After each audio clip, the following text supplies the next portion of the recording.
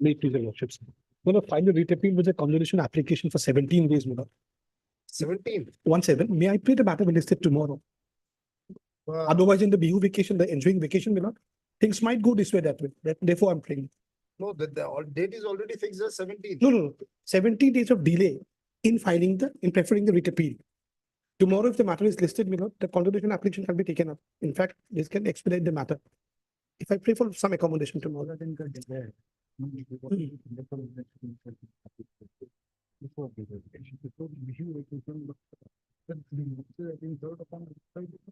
The first listing. Yes, first time it will be coming. Notice issue.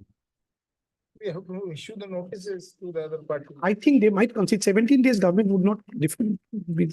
Might oblige lordship. We appeal, your lordship. I'm praying for listing for admission, your lordship. Read appeal, your lordship. I need that. 18, 19, 20. Much. Daily list for the item 1.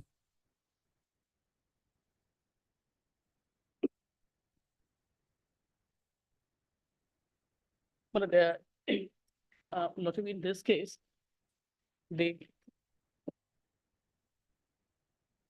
one of the committee members, he retired, and the government on 6th of April has inducted a new member, my lord.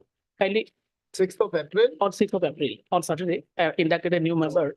Kindly give us 2 weeks time, my lord. In the meantime, inspection will be done and the report will be submitted. May I please, your lordship? In this matter, on the last occasion, lordship was directed us to file a comprehensive report, lordship, regarding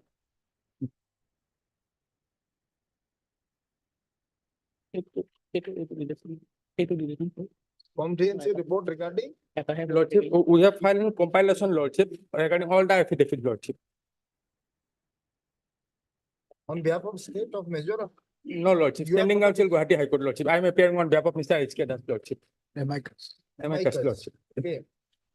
No, that the report in respect of Mizoram and Guwahati, I think so. No, lordship. We have filed a compilation, lordship, regarding lordship affidavit filed by the Arunachal, Assam, Nagaland, and Mizoram, lordship. Fine. State Assam का report नहीं आया. So, Assam का report आया नहीं. In fact, for Assam, in respect of 29 jails, we have submitted the report. In respect of 2 only, the report is available. In the meantime, the member has retired, my lord. On 6th of April, one new member has been inducted, my lord. So in respect of 2, that will be done, my lord, within, lordship may give us 2 weeks time, no? After the BU vacation. This is what you have filed. What Lordship compilation, lordship. Lordship may kindly see the last order, lordship. last order to you have to file the response. Yes, lordship. Lordship has 1 minute. lordship. Mizoram, Himachal Pradesh, Assam में थोड़ा किया इसमें number 6 तारीख नया number शामिल कर दिया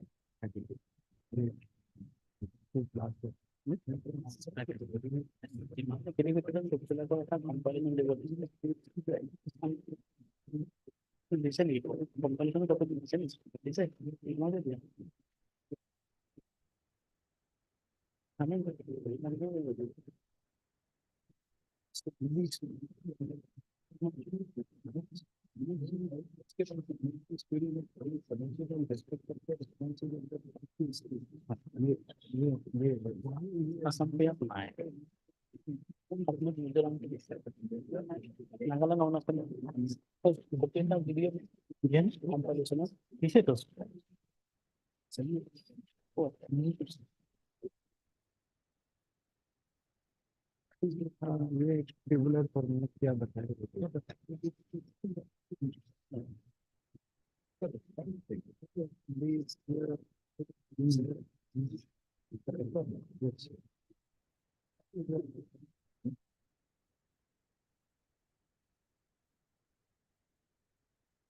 Does, My lord. in fact, you have to file the response in respect of the compliance reports filed by the state of Nagaland, Mizoram and Arunachal. Individually.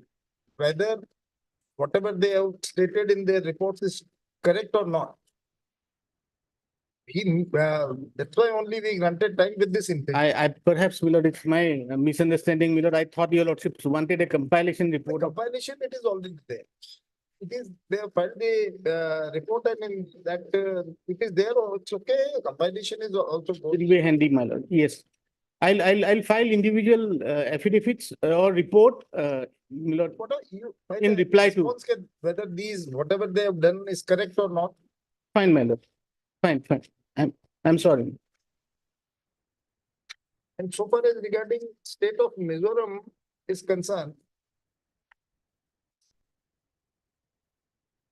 Madam, in your report, Look, in state of Mizoram, my lord, one aspect they have said that they have done, but I'm not sure. I'm not, my lord, disbelieving the affidavit file. But regarding Western toilet, they have said they have installed. Now, if your lordships kindly take up the affidavit filed by Mizoram on 13/2/2023. there is no mention about that. They say in the affidavit that it has been done in all, but there are two communications. One is dated 7th February 2023, which says that we are going to do. We are going to install the Western toilet, That is of 7th February 2002. 7th February 2023. Then, my lord, Almost a year. then true, but then there is a another communication 10 February 2023, which says it has already been done. Look, I am not disbelieving, but it's unrealistic that within 3 days everything will happen. And, in respect of, I think, of Nagaland, there is some report in respect of one prison wherein every time you have mentioned that medical facility is not, who is for the Nagaland? Listen, in your report in, I think so in one of the prison, either Dimapur or something, you said these medical facilities are not sufficient. And every time this report is there, what the Yes. government has done for that?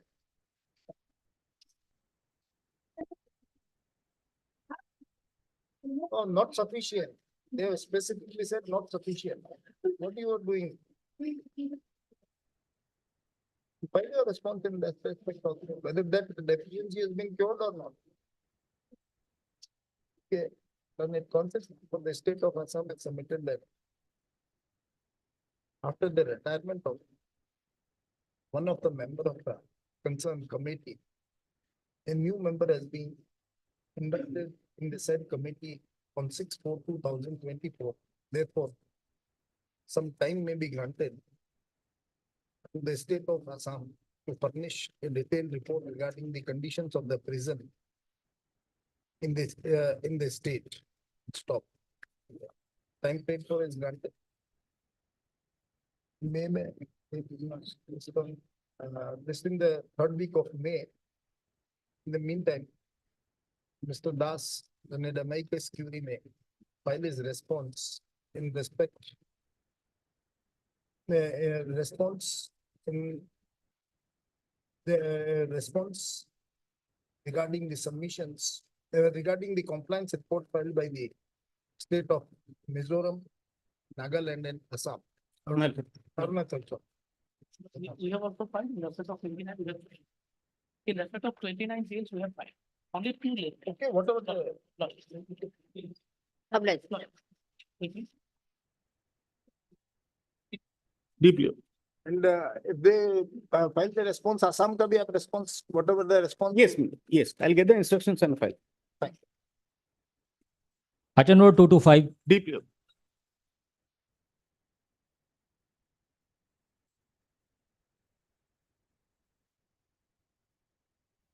Lord, my instruction says that the payments have been released, my lord.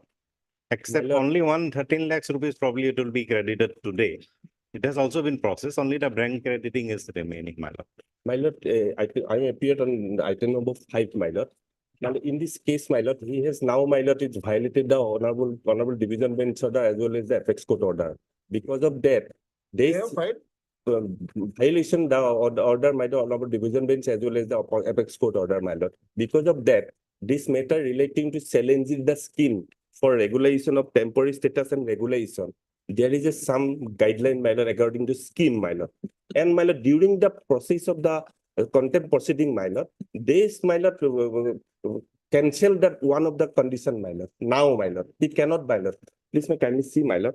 Page 36 in my contempt petition, my lord. If honorable court permit me, my lord, page 36 in item number 5, my lord. The order dated, my lord, honorable division bench, my lord, last page 36. Now they cannot, my lord. My lord, in 27 May 1996, on TE, my lord, if honorable court permit TE, the after rendering 3 years continuous service on attachment of temporary status of casual labor would be treated as per with temporary junior D group D employees for the purpose of contribution of the GPF and would also be further be eligible for grant of festival advance food advance and same condition as per applicable to temporary group D employee provided they furnish two COT from the permanent government servant of the security. That, my lord, clause, my lord, was cancelled, my lord.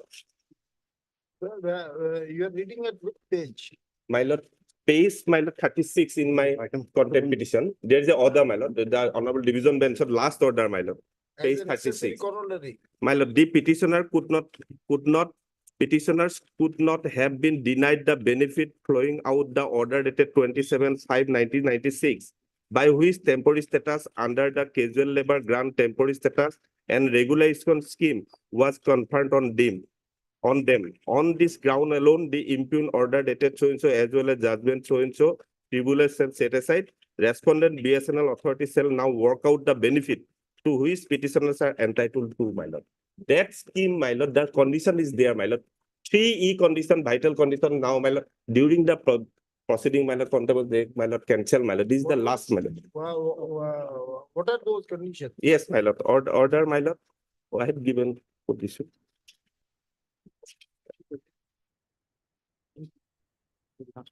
Last page, my lord. I'm on a last page, my lord, 12/10/2023, my lord. I have given my instruction, my lord. Yes.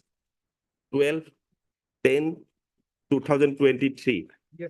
Granting PM status of the petitioner with respect to Honorable Guwahati High Court order passing so-and-so. In reference letter 28/7/2020, as per BSNL code letter so-and-so, and the so-and-so circular so-and-so, in partial modification of this office order mentioned in reference above, in terms of condition under Roman 3E, therein has been modified as mentioned below. Existing EPF scheme will be contributed to this casual labor who have been granted temporary status. Beside the facility, ESI gratuity will also be extended to them. The terms and conditions earlier mentioned by Roman 3E of the letter cited in reference may be treated as null and void, my lord. What was that condition 3E? Yes, 3E, my lord, condition is that, my lord, to 28, my lord, order dated 28/7/2023, my lord. They complied by giving before the honorable court 3E, my lord. Next page, my lord. After rendering 3 years continuous service, that is, my lord. Next page, my lord. E, my lord. Yes. After rendering 3 years continuous service on attainment of temporary status, the casual labor would be treated at par with temporary group D employees for the purpose of contribution of GPF and would also be further be eligible for the grant of festival advance third advance on the same condition as per applicable to the temporary group D employees, provided they furnish to COT from the permanent government servant of this department. That was now, my lord, during the process of contempt proceeding, my lord, they, my lord, cancel, my lord, cannot, my lord. Because of that, in division bench as well, apex, so they did not say anything, my lord. So, my lord, purely the violation of the contempt, my lord. This issue relating to EPF and GPF contribution, my lord, was never an issue that was specifically adjudicated. What had happened, my lord, as per my knowledge goes, because they are raising it for the first time today, This The is part of the scheme, my lord. issue of the persons who were earlier in DOT, but then subsequently they got regularized and absorbed in BSNL, my lord. Whether they would be covered under EPF or ZPF scheme, that issue, my lord, there had been varied views from different high courts. And the entire matter, my lord, is in the seas of the Supreme Court in Amrati Devi versus BSNL. There is a stay order as of now. So everybody who is a casual worker, subsequently regularized now, is, my lord, covered under, as of now, EPF. So only if the apex court rules something else, my lord, only then the question of whether it is EPF coverage can be brought in can be issued, my lord. That is my knowledge of the matter, my lord. If required, I can file a detailed affidavit on that. But then the matter is sub judice before the apex court.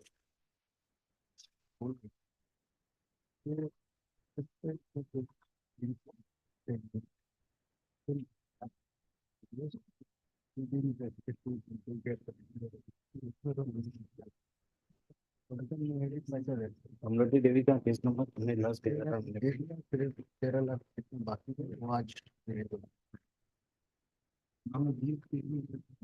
निहार दे के लिए कहा गया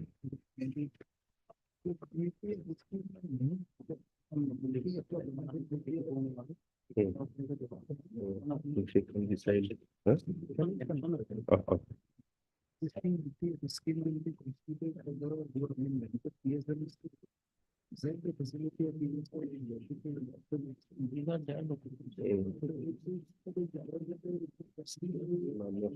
যদি কোথায় করতে আমি নাই 27 কোন লেখা আছে এখন এটা করে দিয়ে দিই আমার যদি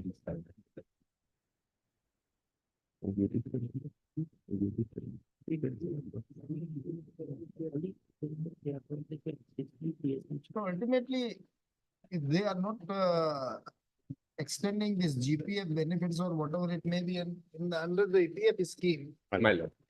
if they have extended something will be constituted for the who have granted TSM beside the facility of ESI gratuity will also be extended to them. So how you are affected by that? My lord, originally this scheme, this is the main, my lord, criteria, my lord. That now cannot change, my lord, because on the basis of that, my lord, we are in tribunal, and thereafter we came before the honorable division bench, and honorable division set aside this order, my lord, and they go to the apex court, my lord. They did not say anything regarding that issue, my lord.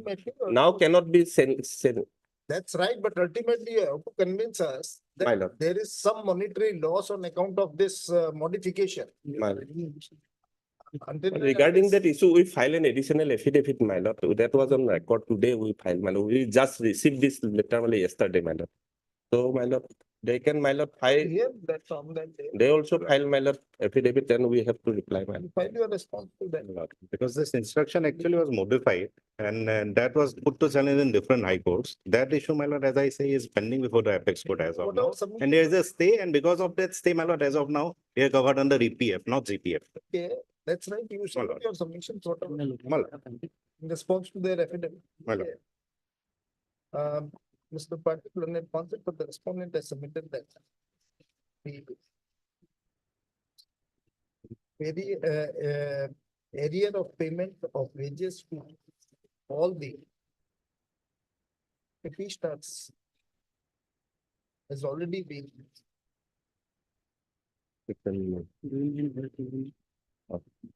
has already been made. However, it is submitted that the amount of rupees around 13 lakhs was remaining, but the same will also be processed today itself. Stop. Who is appearing for the petitioners in other matters?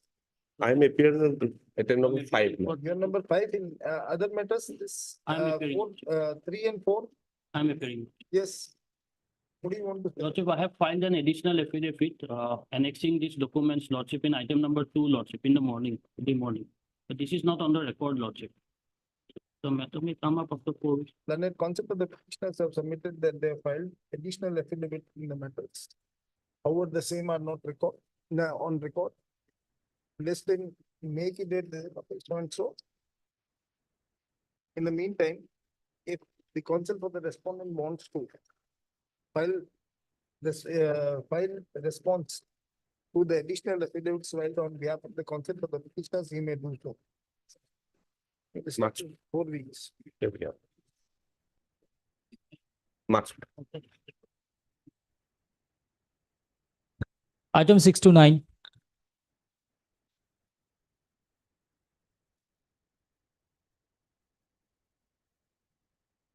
Make me the lordship. In this case, my lord, service complete, my lord. It is the matter for hearing, my lord. Hearing, Service already complete, my lord. but in one of the matter, the service of notice on respondent number 5 is not complete. 376 Madam. of the 2003 writ appeal. Subsequently, they appeared, my lord. Who appeared? Respondent, You are appealing for respondent number 5 in 376 oblique 2023. Okay. Service upon all the respondents in these writ appeals has been affected. Place this matter for admission in the 3rd week of May. obliged.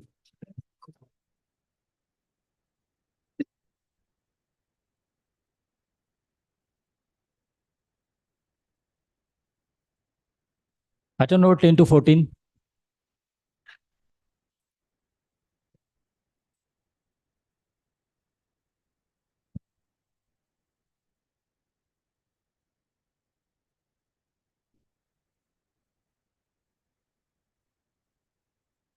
May I have your lordship's kind attention to order dated 22/9/23, my lord. 18 to 22nd of September 2023, my lord. yes. Now, if your lordship will kindly come to the third para. In the meantime, post in question shall not be this. No, yes. No, before that, my lord, the bigger para. Yeah. Actually, my lord, the APSC was supposed to place their views. Views in respect of what? My lord, it's a case, what had happened, my lord, that there was some mistake in the answer keys. Yes. So eventually what happened, my lord, I representing the two appellants, what had happened pursuant to the court's interim order, we not only were permitted to take part in the mains, we were also allowed to take part in the, my lord, viva voce. Eventually we cleared. Okay. And selected. But my lord, our appointment has been withheld because of the pendency of the case. There was another batch of candidates, my lord. There are not only 1 or 2, 98. By Public Service Commission's own assessment, they ought not to have cleared, my lord, the prelims. Eventually, my lord, they took part in the entire process. 8 out of that batch, they participated in both, my lord, mains as well as viva voce, and 4 of them cleared. Now, when the matter was before the learned single judge, the learned single judge directed the APSC to place their, views in respect of these two categories of candidates. Now, if your lordship would kindly come to page 290, that was the stand of the APSC. In our humble submission, my lord, in view of this stand, Internal page of the judgment. no, not judgment, my lord. The minutes of the meeting of the APSC was brought on record by an affidavit. That I would like to draw your kind lordship. Reproduced in the order itself. No, yes, it is referred in the order also. My lord will kindly come to page 290. 290. Yes. Minutes of meeting of the commission held on 25/1/21 at so and so. Please come to the third para. My lord will kindly have item number 11. 11 to the one. What is the case number? Irritable number 361 of 2023.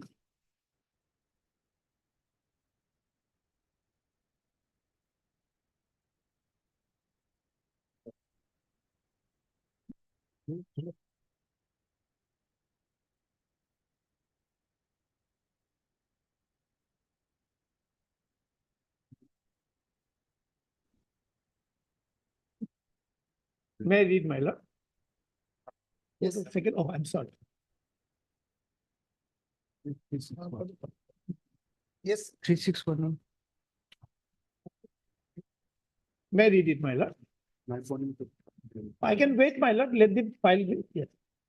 I'm reading the third para. The commission discussed the matter and observed that out of 98 candidates, 68 appeared in CC main exam, and out of these 68, 4 candidates, that is Swati Das, Vidisha Bora, Manish Borua, and Anupam Deka, could make it to the final select list. And in pursuance of the order dated 22/12/20 of the Honorable High Court, withheld their recommendation to the government. The commission is now of the considerable opinion that as CC prelim is a screening test and they could not clear it by whisker, and these 4 candidates by virtue of their own merit could successfully clear CC main exam, Viva was both of whose marks are taken into consideration in the final selection. Hence, the commission fully stood by their recommendation as justified. That is regarding the 4. Now, with regard to my appellants, my lord, with regard to the petitioner in WPC number so and so, Salini Khan, and the petitioner in WPC Girbani Deka, the commission opined that Honorable Court in interim order allowed both the petitioners to appear in CC main, and they cleared the both CC mains and their Viva Voce by securing position in the final select list by virtue of their own merit. As such, the commission in respect of these 2 petitioners leave the matter to be decided by the Honorable Court. Hence, commission has nothing to object to any decision taken by the Honorable Court by considering the fact both the writ petitioners have qualified for recommendation by commission on assessment of their respective merit in CCM so and so. So, my lord, on the face of this, there was no occasion for the learned single judge to decide the matter, that too after keeping the matter, part heard for more than 2 years. CAV, my lord. In fact, my lord, in the order dated 22/9/23, this aspect of the matter has been taken note of. Lordship, may kindly have a look at order dated 22/9. Sri so-and-so learned senior counsel representing the appellants urges that the writ petitions 2022/9. Yeah, first.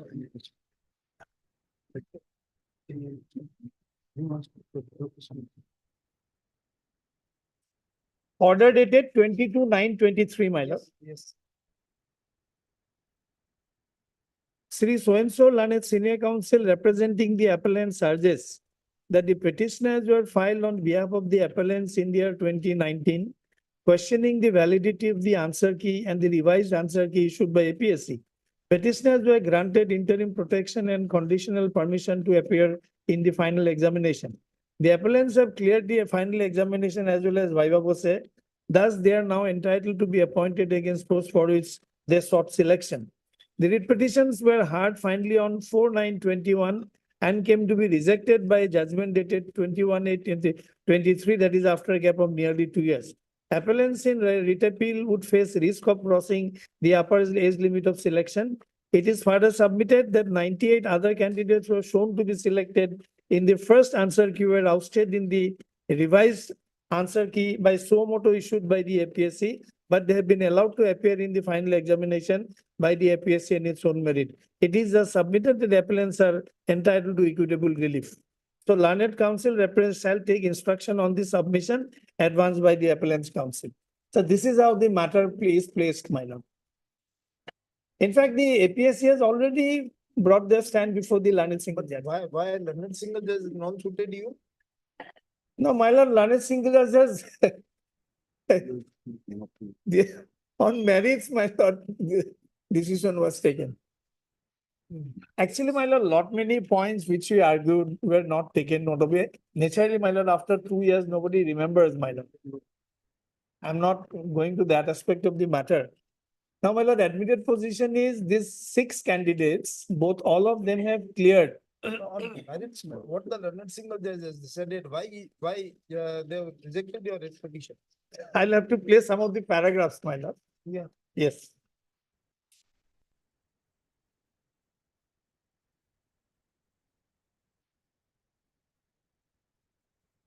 Impugn judgment, my lord, is at page.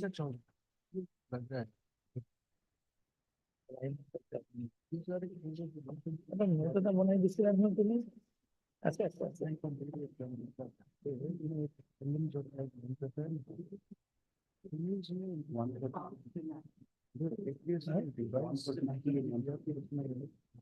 One thirty.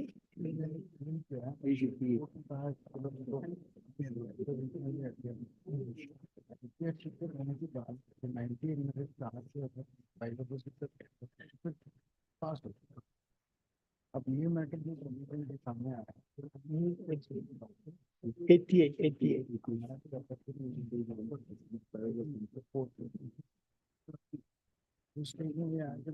चलो 133.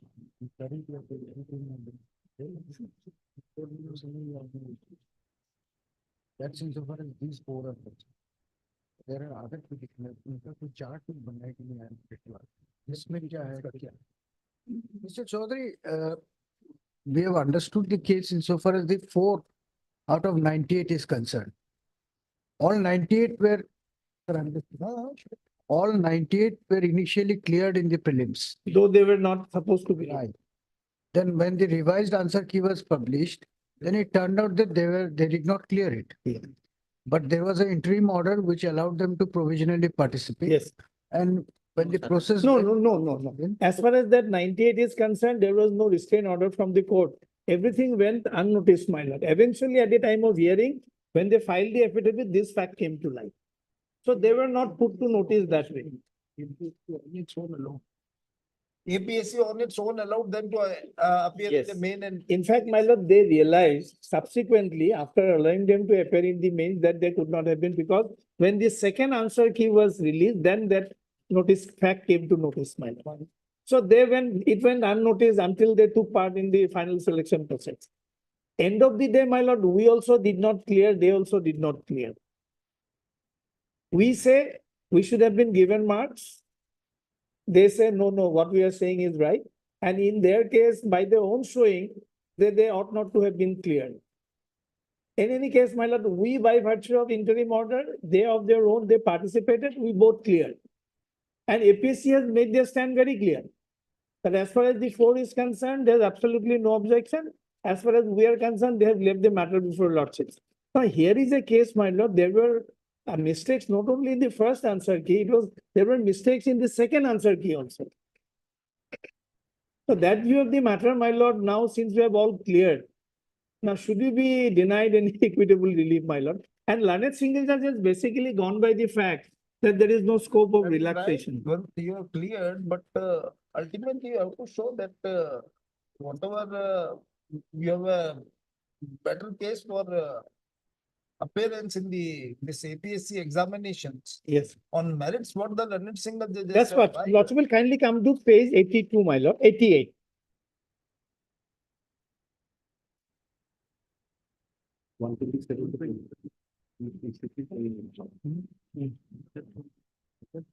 Please come to para 86, my lord, para 127.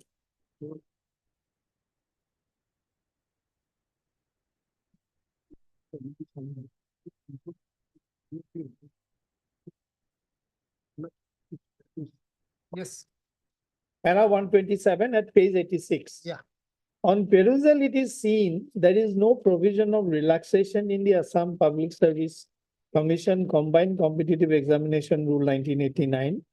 Said rule has no provision granting any such power of relaxation to the Assam Public Service Commission so as to relax any of the statutorily provided essential qualification in it, like without first being qualified in the preliminary examination, obtaining, securing, qualifying cutoff marks as fixed set it by it, allowing such candidate by APSC for taking admission to the main examination, or enabling such candidates to participate in the main examination of the combined competitive examination.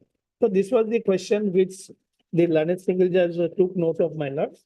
And eventually, if your lordship will kindly come to page 90.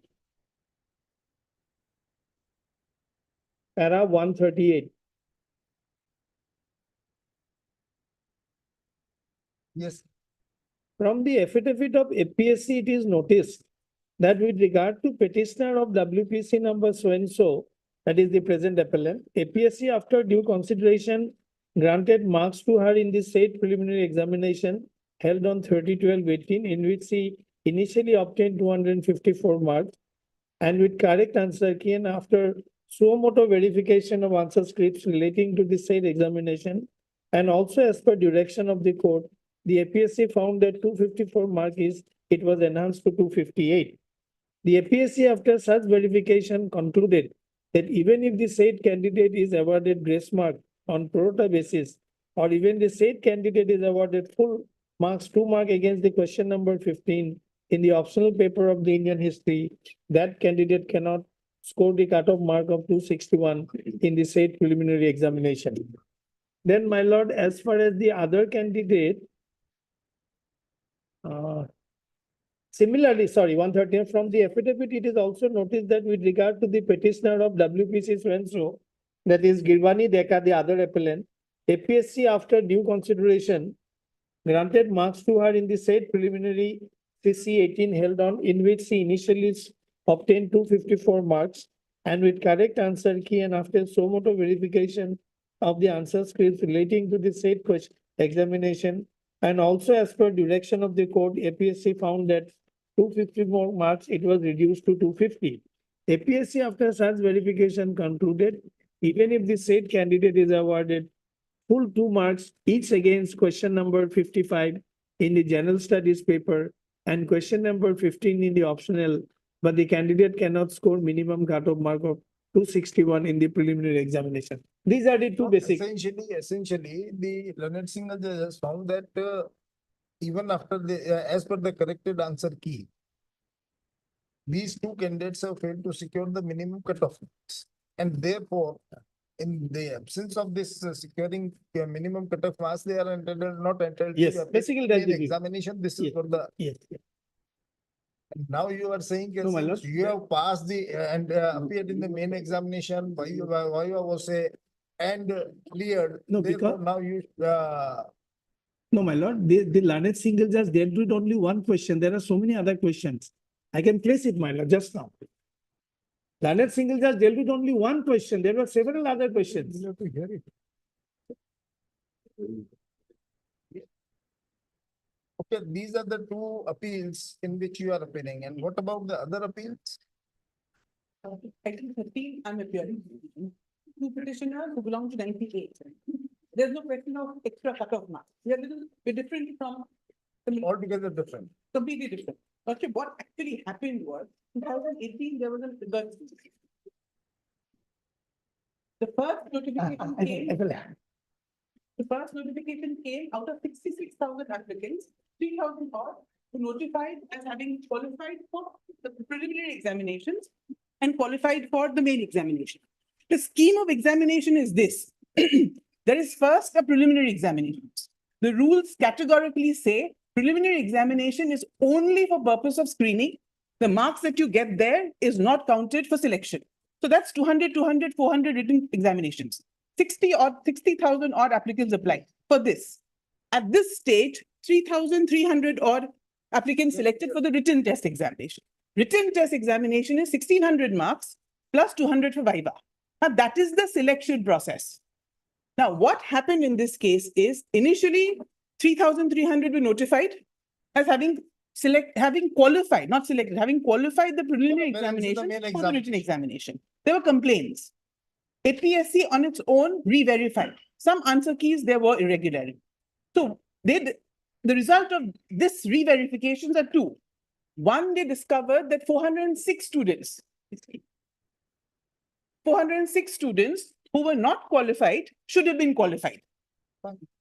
And 90 re-verification of the answer keys of the preliminary. We are at the preliminary stage. There is no question of, we are at the screening stage to quote the rules. So 406 who should have been qualified did not qualify. And second was 98, which includes us, who was notified to be qualified, should not have qualified. Now, what does the APSC do? And Lordship, this is a stand that APSC takes through 4 to 5. The writ petition was filed in 2019. From 2019 to 2021, 4 to 5 affidavits filed by APSC. They were asked at different stages to re-clarify the 3 minutes, unanimous decisions of the commission, what the decision they took was, without prejudice to the first list, which includes us, the 98, they came out with another list, included the 406. So what they did is they said nobody is going to be therefore prejudiced. We will not take out 98. 98 is allowed. And 406 without prejudice, not in substitution, in addition. That is the stand that APSC took regarding the 98. Lordship, may I just take you through a few of the affidavits? There are 5 affidavits at different points of time. Item 13. But if as per the corrected answer key or the second answer key, if those 98 persons have not been qualified, what is the how the Lordship, APSC Lordship, can allow them Lordship, to Lordship, APSC has stated, treat them APSC, as they have passed the examination? yes, your Lordship. How can? No, Lordship, that is the stand. Lordship, I'll show you the rules. The learned single judge with respect has applied the provision for relaxation, which is inapplicable at the preliminary stage. And Lordship, I will show Supreme Court cases for that. Preliminary stage is a screening process. There is discretion on APSC to decide how to do it. And that is what APSC has said in 3 or 4 affidavits. Lordship, may I just show you quickly? Just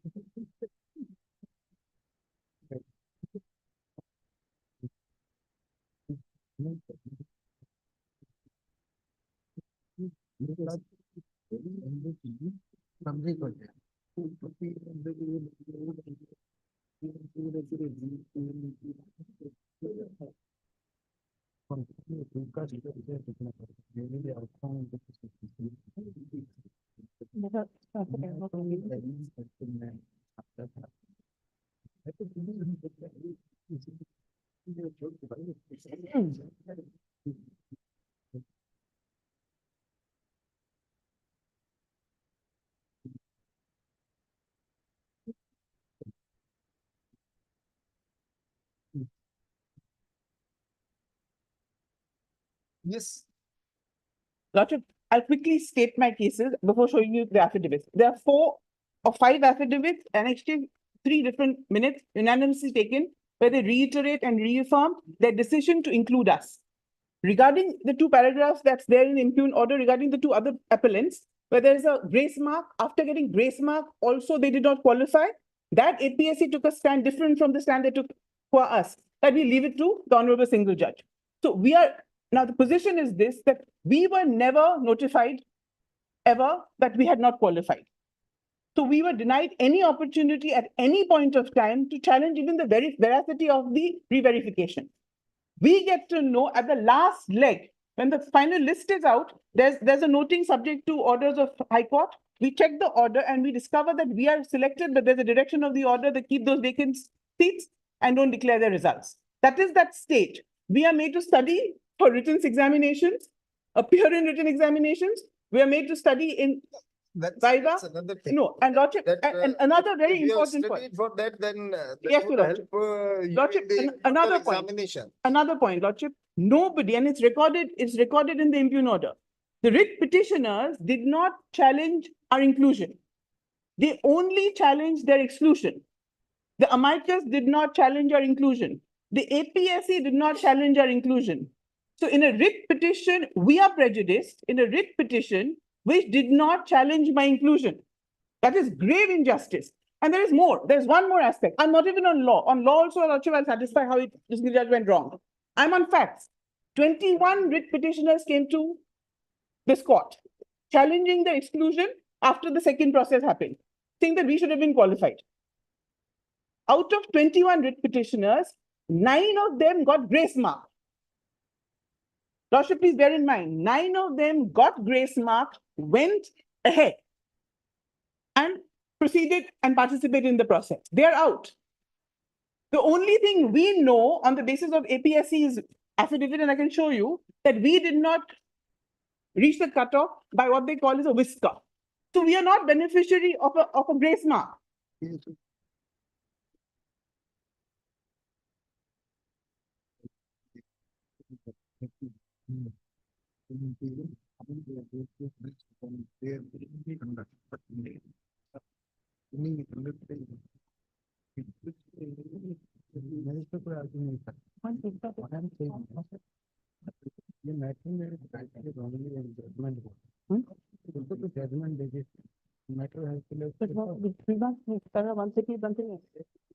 No, okay.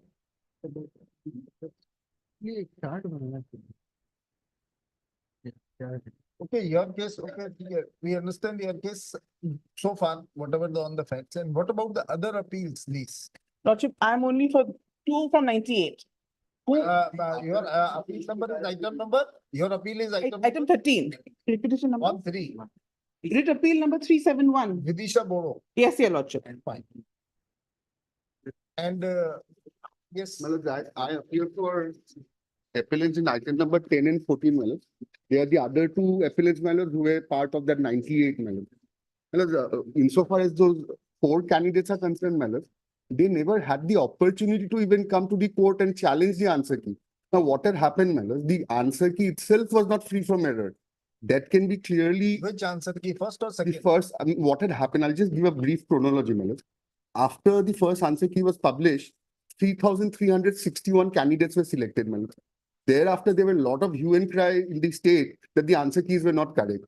Thereafter, suo moto, the APC had revised the answer key, and after the revision, it had found that 406 more candidates ought to have been included in the list. But at the same time, my lords, the APSC had come to a finding that there were 98 candidates who ought to have been ousted. Their names were not given, my lords. We didn't know at that point of time who were those 98. But APSC said since it's a screening process, and they had, we don't want to prejudice them, let them continue because there are 2 more stages. That's troubling us. Yes, Malad, because the That is troubling us. How the APSC get the persons who are not cleared, and the APSC on its own allowed them to continue with the selection process. With all due respect, my lords, all due respect, my lords, the marks obtained in the screening process is not added to the mains. Whatever it may be, sir, ultimately, if a person suppose no corrected answer key, they've now gone for this revising the answer key, then what would be the My position? lord, the question now arises, my lord, whether If those persons are ousted. exactly, my lord, the question now arises insofar as the 4 candidates are concerned. Insofar as the 4 candidates were concerned, we never had the opportunity to approach this court, my lord. We were notified after we appeared in the mains that we formed part of the 98 candidates, my lord, we were never notified. And secondly, my lord, with all due respect, my lord, the answer key itself was not free from error. That can be clearly noticed. What had happened, the other set of candidates, my lord, who did not qualify after the second answer key, they approached this court. As per the second answer key also, they did not qualify, and hence they approached this court, my lord, the other appellants, my lord. When they approached the court, there were 21 writ petitions, my lord, 21 different candidates who claimed by giving evidence in their writ petitions that this question is palpably and demonstratively wrong, and I ought to get 2 marks for it so that I qualify. Now, while that Those 21 writ petitions were dismissed. 21 Those writ writ petitions, petitions were also no, not dismissal. The honorable single judge had directed the domain experts to again revisit the second answer key. And surprisingly, what had happened, my lord, after the direction from the honorable court, 9 candidates out of the 21 candidates were selected, meaning thereby the second answer key was also not free from error. selected on the basis of the report given by the domain expert? or Domain what? expert. So in that also, the domain expert has gave their opinion that the second answer key is also not correct. Exactly, that has to be the necessary Has to be implication, the- my lord. Has to be a. My lord, the affidavit is here. My lord, I'll just come to the affidavit. We need to say that Well, second answer key is also revised. Yes. Exactly, second answer key when That's a. when the affidavit, my lord, page 305 of the writ appeal, my lord, item number 10. Again, I'm so sorry, my lord, different page numbers are different in different. Actually, Mr. Mahanta, Mr. Chaudhary and. Sir. See, if there is a Hearing will consolidated, satisfy your lordship. Yes, yes. let the matter be heard. My lord, we are prepared with the case laws and all, better lordship hear the matter. Why don't you just prepare a consolidated argument will do that. chart showing who is the Yes, appellant, what yes. is the grievance? There are And we'll also refer to judgment on the, my lord, scope of interference in these matters. That's right, that's Yes. basic. Yes. Whether in the second answer key is correct or not, the. In fact, court has its it's own not that limitations. Supreme Court has The not court said that won't- it is can't not. go into all this. No, it's not that Supreme Court has said it is impermissible, my lord. Depending on the facts of the case, That's right, Supreme but Court has more or permitted. less- more or less re-evaluation. More or less impermissible. That is what the. Yes. Supreme Court is- But verdict is. few exceptions has been carved out. Maybe we fall in those exceptions. Exceptions or not, that's. The Supreme Court also divided into two sections, preliminary and main. Re-evaluation at the main is an exception. Yes. In preliminary, they say it's discretion of APSC. That is my case of law. What is troubling us that after the finding that these 98 persons are not qualified in as per the revised answer key, they allow you to continue this answer. And also the This stand of the question is being answered APSC, by the APS. and also the stand of the APSC, that preliminary is only screening. Two further stages of selection is their mains, viva voce. And marks are not added, my lord. Marks are not added, qualifying in nature. And their discretion in this. And my lord. Anyway, my lord, lordship will take a holistic view of the matter. Having heard the learned concept of the parties. At length, we are of the fact that. In fact, justice offered by Honorable Shaman covers our matter. Rishikesh Dasar. As though the appeals are connected to, or these appeals are connected to each other, but the point in issue involved in these appeals are different.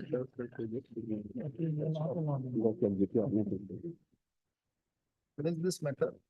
Is these matters? First week.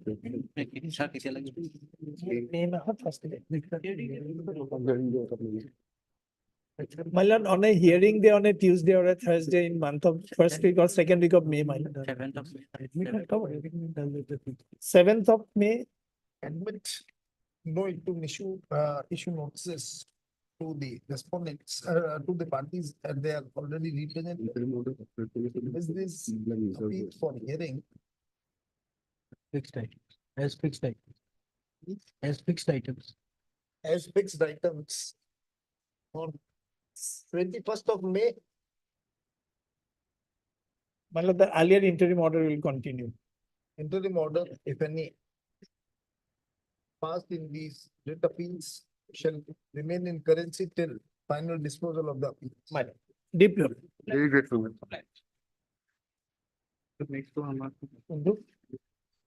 it was not affidavit given. Let the, Mr. Chaudhary, if you could ask your juniors to prepare a consolidated. Certainly, My lord, certainly. my my lord. lord. showing We'll do. which we'll do. matter. Yes. In fact, we can give it 2-3 days ahead of the hearing also.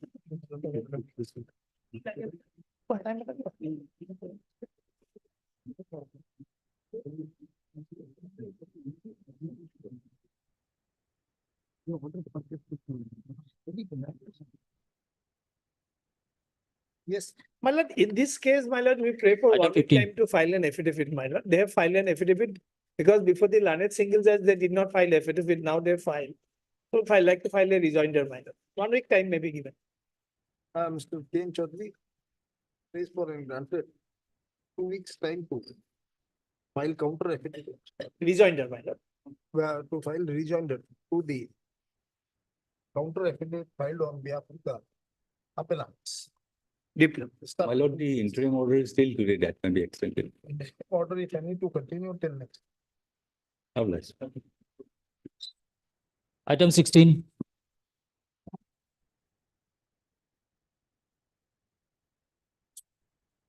Made to the contempt case, my lord, against the judge. The effective part of the judgment is at page 21, my lord. Page 21, and then coming to 22. as a consequence, appeal deserves to be accepted. Is the impugn judgment. Hereby reverse speaking order set aside, the appellants who have granted benefit of allowance, even though they are drawing a minimum pay scale, shall also be afforded accounts in accordance with the pay scale.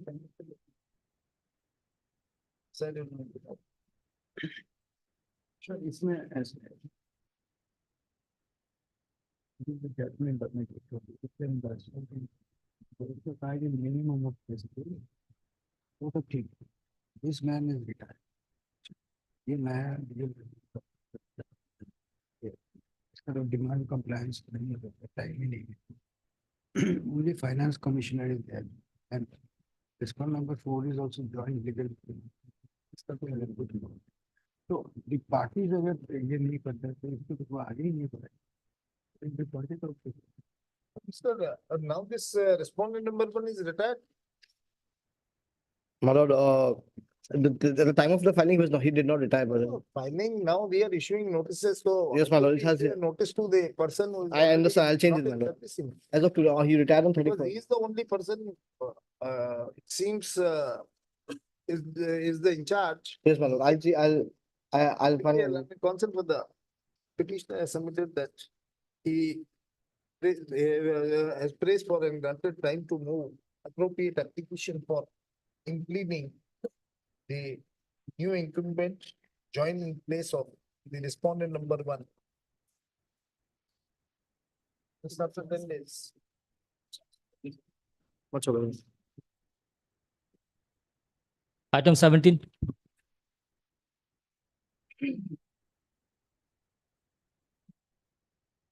Wait, with your lordship, there is a delay of 24 days in filing the appeal, your lordship. So is appealing for the respondent. First is. First is. Are you appealing for all the respondents? No, 120. What? 120. 1, 2, and 3. Issue notice of the IE number. So and so. So and so is appearing on behalf of the respondent number 1, 2, and 3. Let notices be issued to the respondent number 4 and 5 returnable. On so and so the AD, registered AD. Deep your pleasure. Item 18. What's it? There is a delay of 4 days in preparing the custom reference logs. Issue notice to the respondent registered AD. Much. Returnable 2 weeks.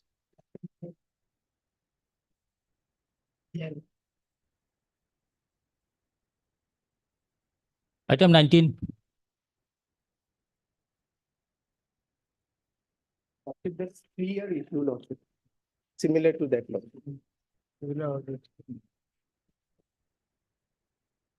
Necessary changes you have made in the. I have not made in that, but lordship, it's OA 17 of 2021. And the order is lordship 5423. With effect from. Lord. Sorry, lordship, it will be OA 16 of 2020 and the order dated 15/3/2023. In the meanwhile, the improved direction payment of a with effect from the. 3 years from the date of filing. Prior to the date of filing.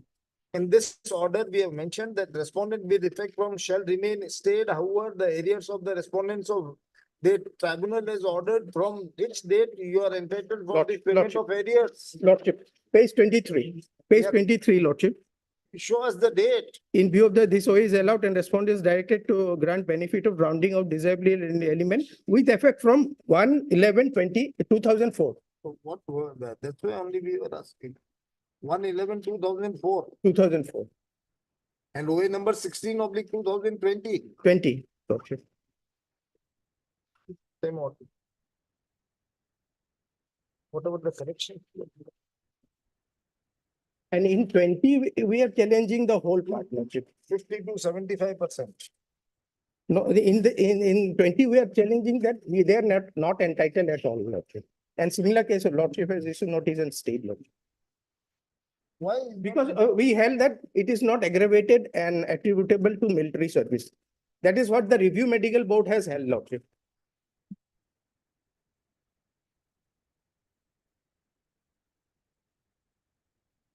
20.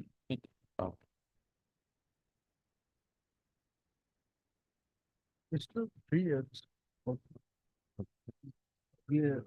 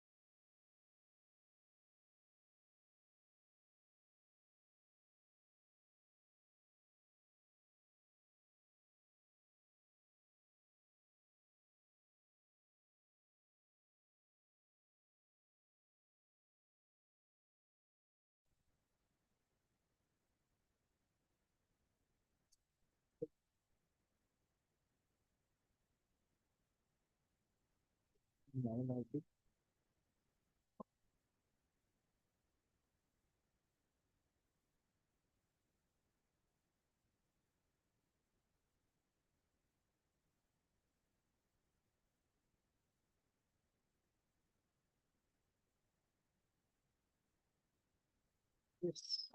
Oblige.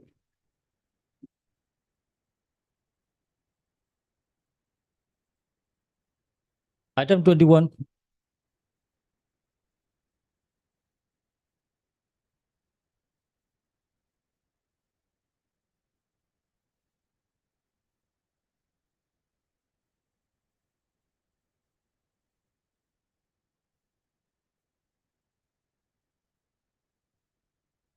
That the case for compassionate appointment under the died in harness scheme.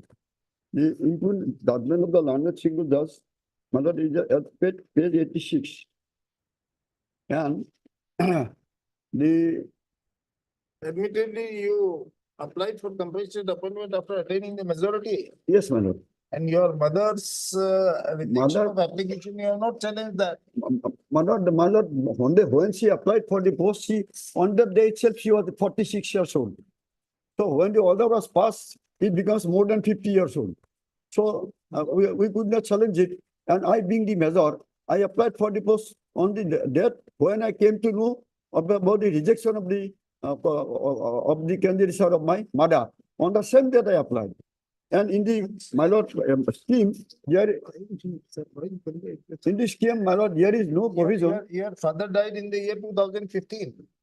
Yes, my lord, but I and the Now, mother, if almost 9 years have passed and you have survived no, without my any assistance from the government, what remains in this? lord, the apex court, my lord, I have got the judgment that when the son becomes major, he can apply. That in another case, the That honorable learned apex single court held, judge is already, that has been taken into consideration by the learned single judge. no, my lord, Not this, that there is no such rule. no, my lord, the learned single judge, the while discuss the judgment of the others, not, my lord, overlook this order. Because my lord, kindly see this judgment, that when a son becomes major or daughter, because the delay took place in the field of the government itself. And our High Court in good number of judgments, good number of cases, held that the delay when it took place on due to the fault of the government, the petitioner shall not suffer. Admit. You are appearing for? Respondent 2 and 4, Lordship. What about the others? I'm appearing for respondent number 3 and 5. So for respondent number 1 is concerned, my lord, no department has been mentioned. No, department has been mentioned. So responding number 1, Lordship. Represented by Commissioner and Secretary of the Government of Assam. My lord. So, Commissioner and Secretary of which department, my lord? This is animal and husband department, respondent number 2, and in the case itself is Mention written. actually. accept the notice on behalf of the respondent number 1, 3 and 5. Detail. Admit. Issue notice. Mr. So-and-so accept notice on behalf of the respondent number 1, 3 and 5. And Mr. So-and-so accept notice on behalf of the respondent number 2. they may file their response. 2 and 4. 2 and 4.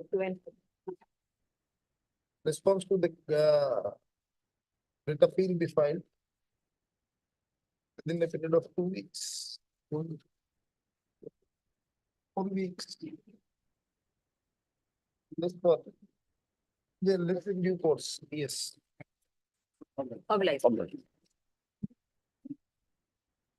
Item 22.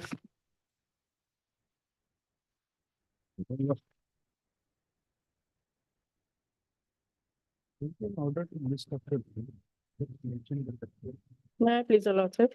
Lordship, this requisition is against the interim order of the CAT Lordship, whereby stay order has been granted. This, we have already on 1st of April, we have ordered for listing this matter after due vacation. How this is listed Lordship, today? I have mentioned the matter since the date is, How can it be? On 1st of April, Lordship. we have already ordered for the listing the matter on after due vacation, and now you are saying that again today itself it is again listed. What's the matter? Lordship, the matter. You have mentioned it and we have granted you the date. Allowed, How Lordship. can you mention? Lordship, it was not in my knowledge that it was fixed after due vacation. It was It is already one there. 1 week. 1st of April Yes, itself. Lordship. 1 week's time was granted. That's why I have mentioned the matter, Lordship. देखिए, on 1/4/2024, this court has already granted, has already ordered for listing this writ petition after due vacation. And therefore, list this writ petition after due vacation. Obliged, Lordship. Item 23 to 25.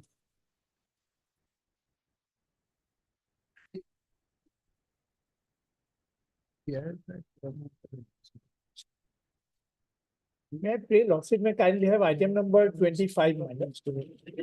25 to me.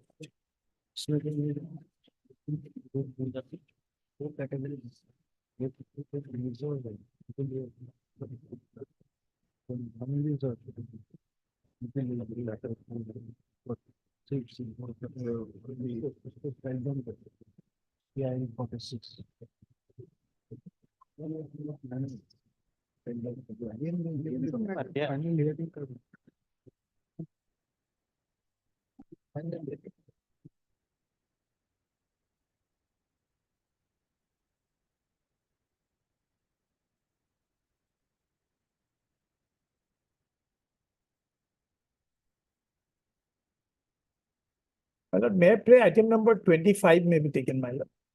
Basically, my lord, we have challenged the virus of the rules. And in fact, my lord, similar challenge was upheld. 2016 rules have already. Yes, yes, yes. So therefore, my lord, I don't think state can again resort to the same, my lord, practice. But once that rules have already been struck down, then why you have filed this No, another? my lord, they again amended the rule, bringing in the same provision. Same.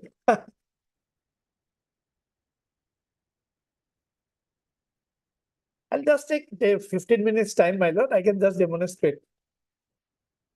If your lordship would kindly come to page 40. Before my learned friend proceeds with the matter, there are two aspects of the entire matter. Now, regarding this sub-classification and micro-classification, there is already a matter which has been heard before the Supreme Court, by the Supreme Court. And the In judgment relation is to reserved state of Mizoram only, as a whole, my lord. as a whole. And the judgment is reserved. My lord, if your lordship, My lord, that judgment will not have any bearing in this case for the simple reason. It's not a question whether, my lord, within that group, their further sub-classification can be made. That is not the issue here. For example, my lord, for example, among scheduled tribe, there may be somebody who are more weak. Therefore, whether one can make further, classification or not. In Chennai's case, it was said it can't be. That has been referred. If that principle is applied, my lord, my writ petition should be doubly allowed. Because this is among the appeal. scheduled tribe, my lord, what the state is doing, the Mizos, my lord, they have been given 99%. And other tribals have given only 1%. I'm coming to that aspect, madam, just to cut short the entire matter. This is, my lord, it pertains to civil appeal number 2317 of 2011. This was heard in the month of 8th of February. And the judgments had been reserved, my lord. Now, this is one aspect. What is the point in issuing those petitions? He is disputing that. Now, my lord, this is one aspect. The other aspect is, my lord, the state of Mizoram has already taken up the matter very seriously now. And Last occasion, further, also, what we remember, that you also said that we are going to amend the. yes, and yes, all. that is where I am coming to, my lord. They That is have exactly where I am objected coming to it, to. sir. They are making this submission from last many days. No, no, no. It's in writing, my lord. The directorate has already submitted a proposal to the government for amendment of the state rule. And in the interim, it has been decided that selection will be done purely on merits. If I can just hand over to your lordship. Without this, whatever the provisions of the rules, without adhering to those provisions of the rules in the interim. In the interim, you are saying that it is principally decided that. Yes, yes, purely on merits. So without adhering to these amended rules. Lordship.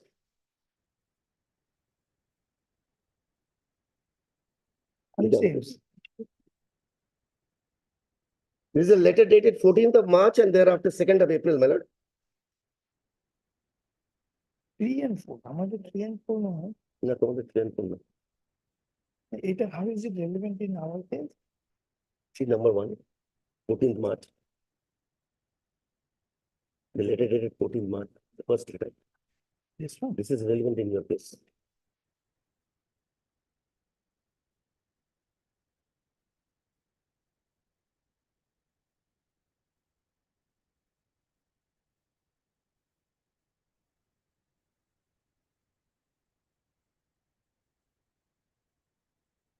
So will this now apply to the petitioners here?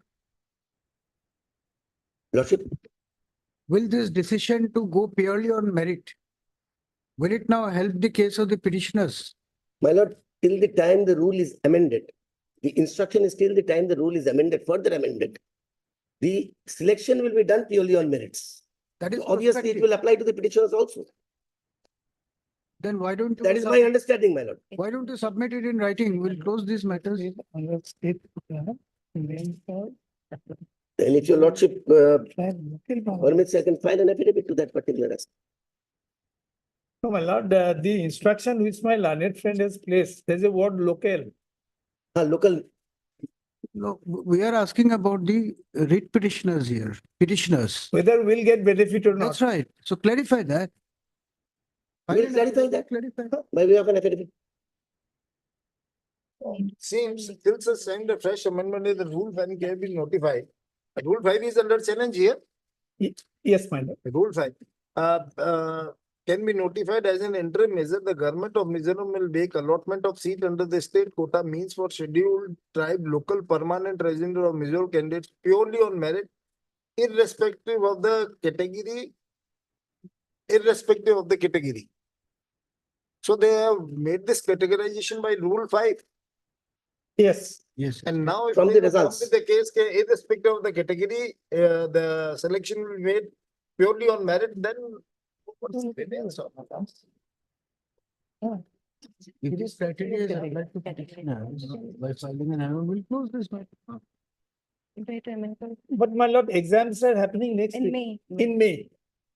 This is the order of 14th of No, my lord, March. what I find, yes, just now I have read it also, the irrespective of the category, then it might help us.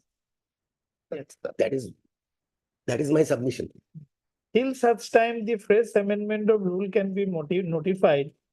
And as an interim measure, the government will make allotment of seat under the state quota meant for scheduled tribe, local permanent. My lord, that local word permanent might come in the way, my lord. No, no, If they say scheduled tribe, among scheduled tribe, they will not make any, groupism, then it's okay. No. This local word might Scheduled- pose some problem. Scheduled tribe, local permanent resident of Mizoram Yes. candidates purely on merit, Merit. irrespective of category. Yes. This is what the. The language is very clear, my lord.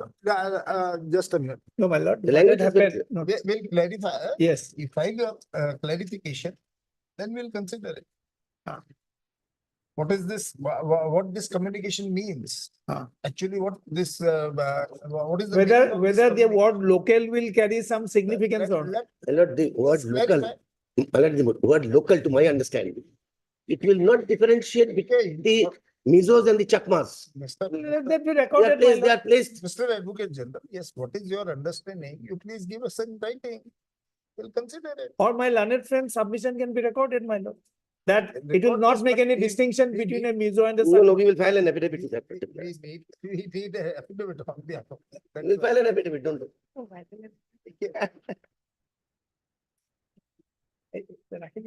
Huh? In these writ petitions, Rule 5 of the Mizoram, in bracket, selection of candidates for higher education courses, bracket rules 216, rules 2016 is under challenge. Learned Advocate General, Mr. Swajit Dev, for state of Mizoram, has submitted that the state government by the order dated 14th of, the state of Mizoram by the order dated 14th of March 2024. This is an instruction. This is an instruction. The learned Advocate General, Mr. Johnson, for the state of Mizoram, has submitted that the state government while letter dated 14th of March 2024 has instructed him to inform his court that the matter regarding amendment in Rule 5 of Rules of 2016 is under consideration in the state government, and till such consideration as an interim measure, the government of Mizoram has decided to make allotment of seats under the state quota meant for scheduled tribe local permanent resident of Mizoram candidates purely on merit, irrespective of their category, from the results of NEET, G, SMATI, whichever is applicable. Full stop. Learned Advocate General has submitted that in regard to those instructions, he may be granted time to file an affidavit on behalf of the state to clarify the position. Stop. How much? Lordship, as far as the category 3 and 4 are concerned, that will remain unchanged. You just, whatever you want. My lord. 2 weeks. He takes some 2 time, weeks. time period for his granted list on. After 2 weeks, my lord. May, in the month of May, my lord, after 7th, Date, after 7th, my lord. list on. 16th, Let the date of my learned friend's convenience be given, my lord. We are here. 16th of May. 16th. 16th of May. I'm grateful. Deep privilege. Oh, for it. Supplementary list, item 28. Decision will apply. The affidavit, Mr. Dev, just adding one line. The affidavit to be filed shall also clearly indicate whether the interim measure would be applicable in case of the petitioners in the present batch of writ petitions.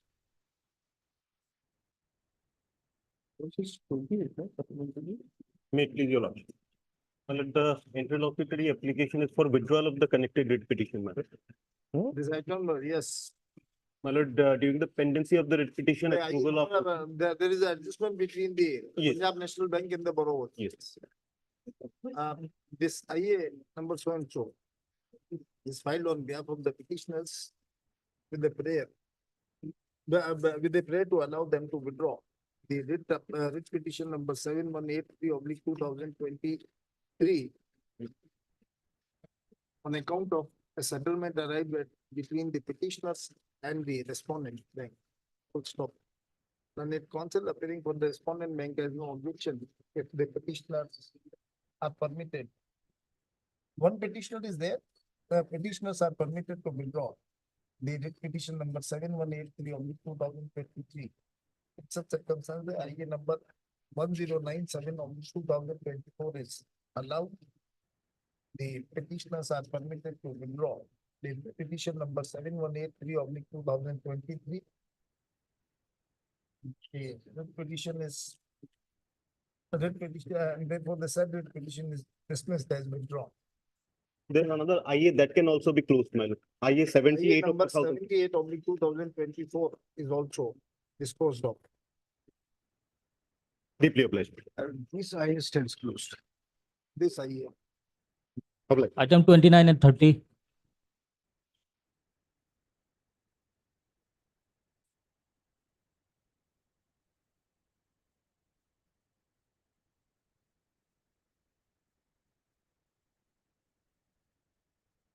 May I submit?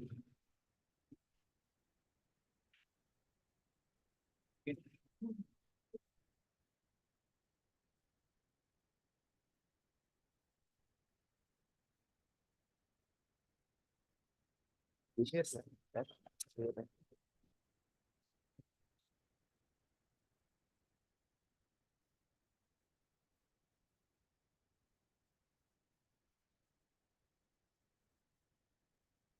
It was near. Have you filed your response? Most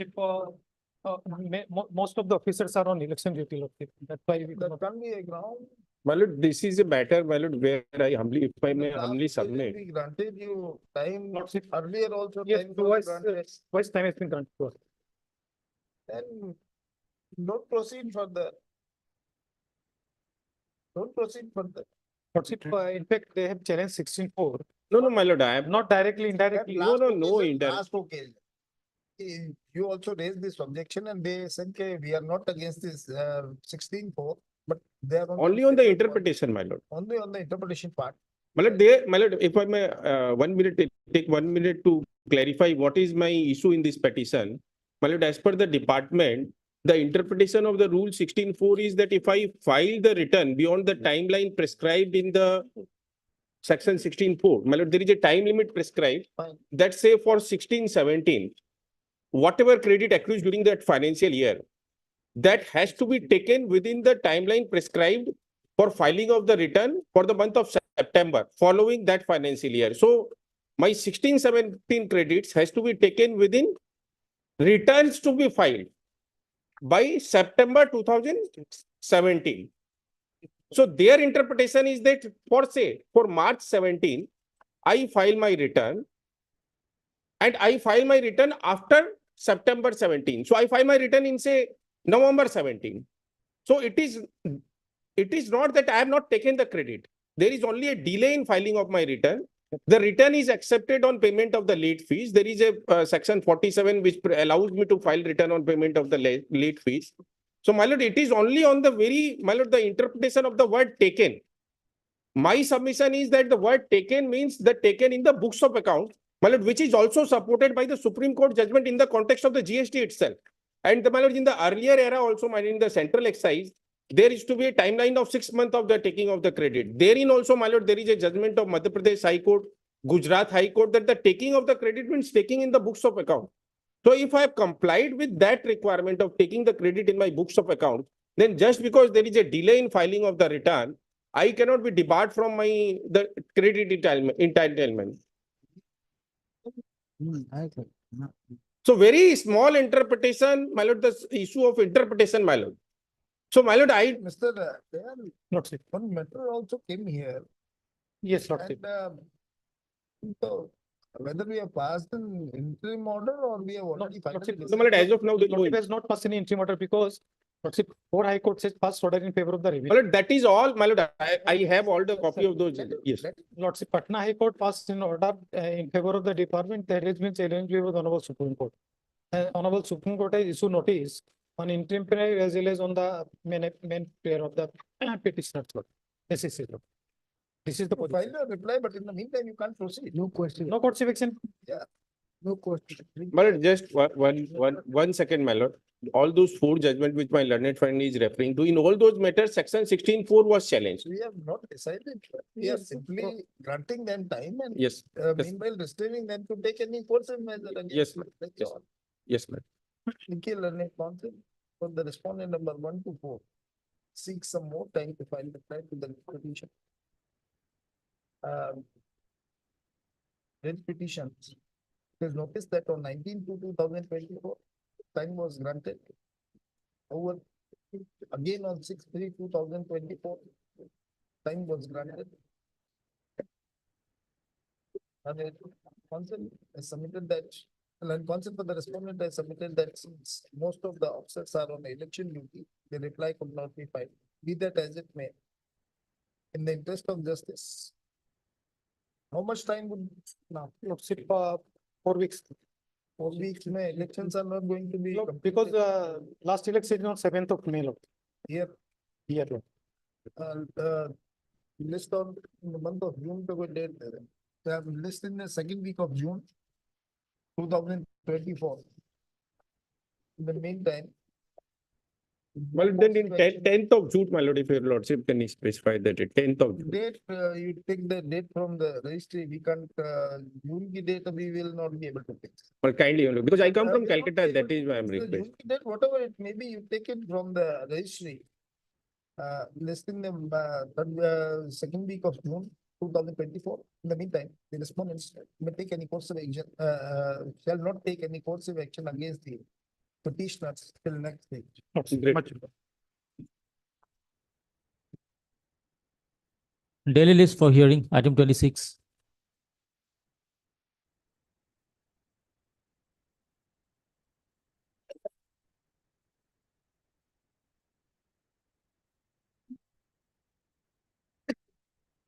My lord, the only point which falls for consideration, my lord, whether the proviso to the rule which we have put to challenge, whether it can, my lord, curtail the scope of the main statute. That's the only point. Now, I may briefly indicate the facts, my lord. In the Mizoram, in the state of Mizoram, my lord, as far as the junior grade in the Mizoram police service is concerned, 50% of the recruitment is to be made by direct recruitment and 50% by promotion from inspector of both armed branch and unarmed branch. Now, earlier there was a rule, my lord, which your lordships will get at page number 12.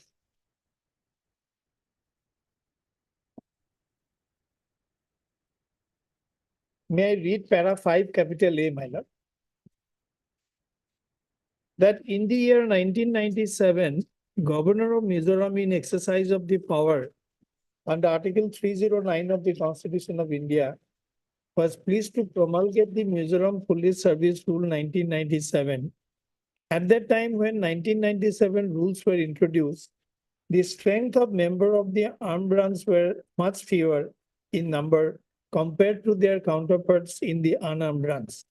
Further, at that point of time, it was also very difficult for an armed branch personnel to compete with his counterpart in the unarmed branch in the rank of inspector in the matter of seniority, owing to the fact that a number of armed branch climbed the hierarchical ladder from the rank of constable to inspector, whereas their counterparts, some of whom were also directly recruited as sub-inspectors, always scored a march over the armed branch officers in matters of seniority in the rank of inspector.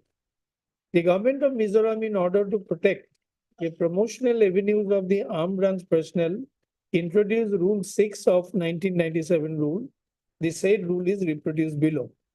Recruitment to the service after commencement of this rule shall be by following methods, namely 50% of the substantive vacancies in the junior grade of the service, which occur from time to time, shall be filled up by selection from amongst officers who have served in the cadre of Inspector of Police under Government of Mizoram for not less than 5 years of regular service in the grade.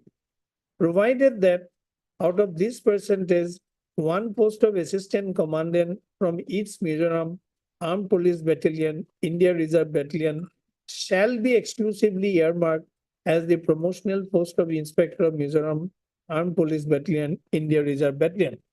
Promotion shall be made by selection from Inspector of Mizoram Armed Police Battalion, India Reserve Battalion, who have served not less than 5 years in the grade. 50% of another substantive vacancy shall be filled up by direct recruitment through competitive examination. So what we find is, my lord, 50% will be filled up by promotion. That too, my lord, from amongst inspectors of whether he belongs to armed branch or unarmed branch and who has a qualifying service of 5 years.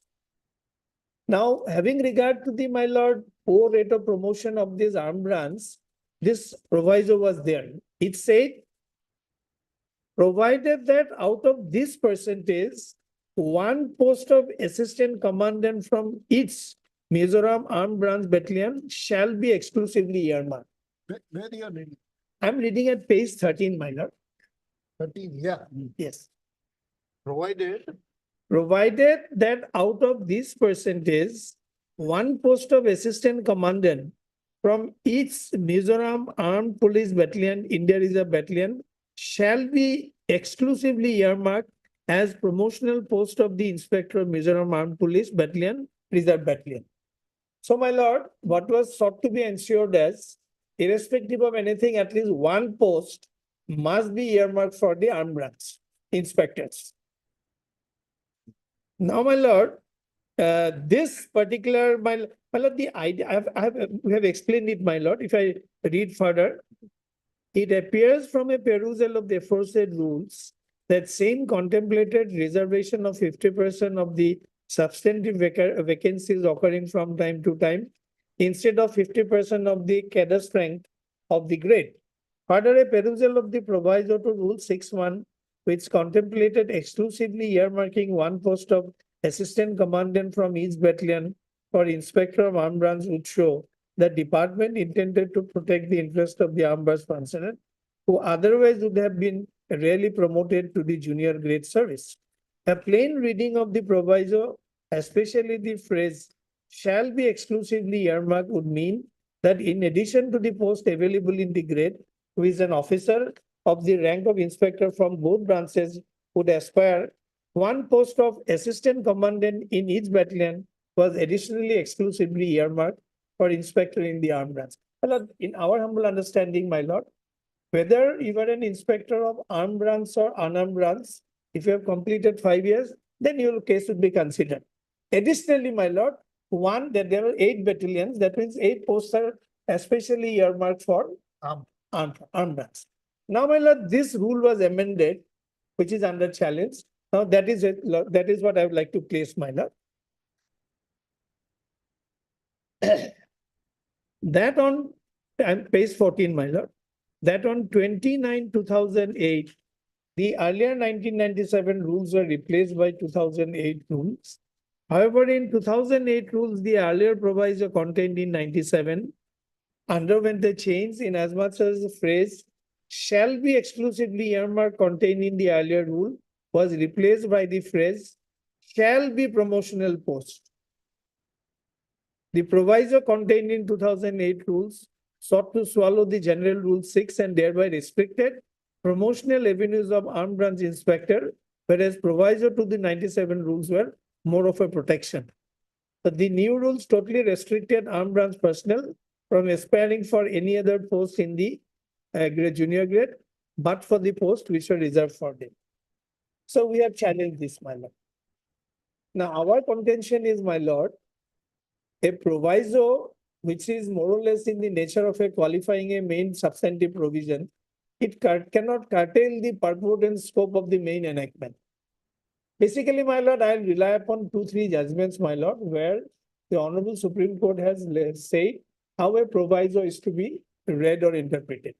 Our case is 1997 rules was more in the form of a protection, apart from what we may gain by competing with the unarmed branch. One was earmarked for us. Now, my lord, it has been confined to one. It may so happen, my lord, there may be more armed branch inspectors who are otherwise eligible because one is getting, therefore others will not even be considered. That is the situation which is, prevailing in the field, my lord. Now, I may just give the figures, my lord. There are 53 assistant commandant posts and 32 DSP posts. Now, out of these 53, my lord, 50% total, my lord, 53 and 32 makes it 85.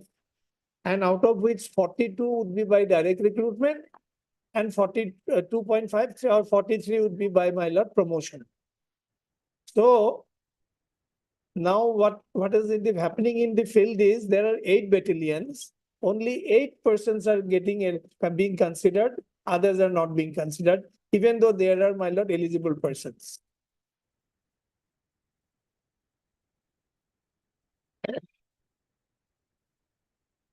Otherwise, Rule 6, the substantive provision does not make any distinction between the two. It is the proviso which is purporting to make, whether that is permissible. Well, can I place those judgments? Well, otherwise, it's a very simple open and shut case, subject to what your lordships may say, my lord. I'll rely on 3 judgments, my lord.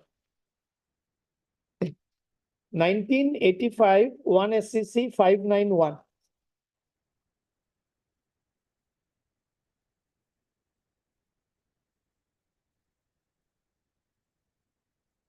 Next, we will be ready for the assent.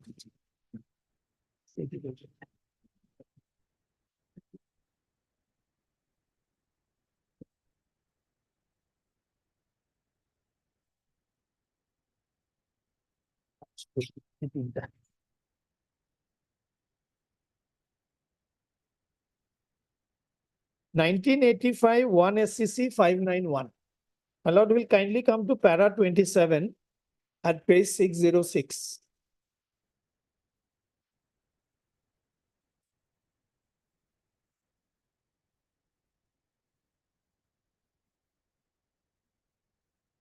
The next question that arises for consideration is as to what is the scope of a proviso? What is the ambit of an explanation, either to a proviso or to any other statutory provision?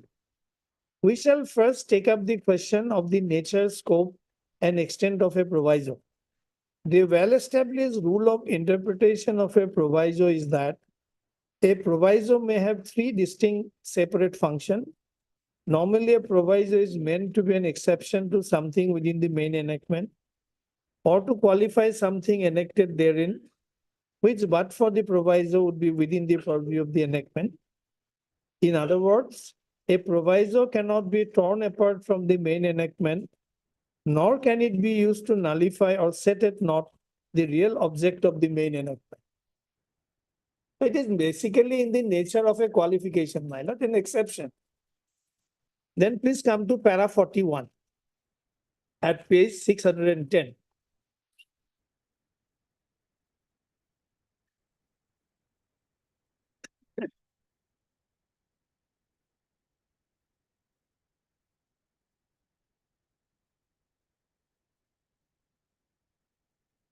In Dwarka Prasad versus Dwarka Das Saraf, Krishna and J speaking for the court observed, there is some validity in this submission, but if on a fair construction, the principal provision is clear, a proviso cannot expand or limit it. Sometimes a proviso is engrafted by an apprehensive draftsman to remove possible doubt, to make matters plain, to light up ambiguous edges. Here such is the case. If the rule of construction is that prima facie a proviso should be limited in its operation to the subject matter of the enacting clause, the stand we have taken is sound. To expand the enacting clause inflated by proviso sins against the fundamental rule of construction that a proviso must be considered in relation to the principal matter to which it stands as a proviso. A proviso ordinarily is but a proviso, although the golden rule is to read the whole section, inclusive of the proviso, in such a manner that they mutually throw light on each other and result in a harmonious construction. In Hiralal Ratanlal, this court made the following observation. Ordinarily, a proviso to a section is intended to take out a part of the main section for special treatment. It is not expected to enlarge the scope of the main section, but cases have arisen in which court has held that despite the fact that a provision is called proviso, it is really a separate provision, and so and the so-called proviso has substantially altered the main section. We need not multiply authorities after authorities on this point because the legal position seems to be clearly and manifestly well established. To sum up, a proviso may serve four different purposes: qualifying or accepting certain provisions from the main enactment. It may entirely change the very concept of the intendment of the enactment by insisting on certain mandatory conditions to be fulfilled in order to make the enactment workable. It may be so embedded in the act itself as to become an integral part of the enactment and thus acquire the tenor and color of the substantive enactment itself. And it may be used merely to act as an optional addenda to the enactment with the sole object of explaining the real intendment of the statutory provision. So, my lord, these are the four broad the classes, my lord, which the Honorable Apex Court has carved out. But, my lord, the common thread which runs among all the different, decisions of the Apex Court is, my lord, it cannot either restrict or enlarge the scope of the main enactment, my lord. Now, in this case, if we apply to the facts of our case, my lord, when the 1997 rule was enacted, what was seen by the authority was that the armed branch personnel were being handicapped in earning their promotion to the Mizoram Police Service junior grade. So in order to ensure their presence in the promoted cadre, my lord, that proviso was added, whereby apart from competing with others, one post was specially earmarked. Having regard to that, my lord, the legislative, object. Now, the 2008 amendment, my lord, totally turns apart the main enactment. As if, my lord, now it shall be only one. Whether that is permissible.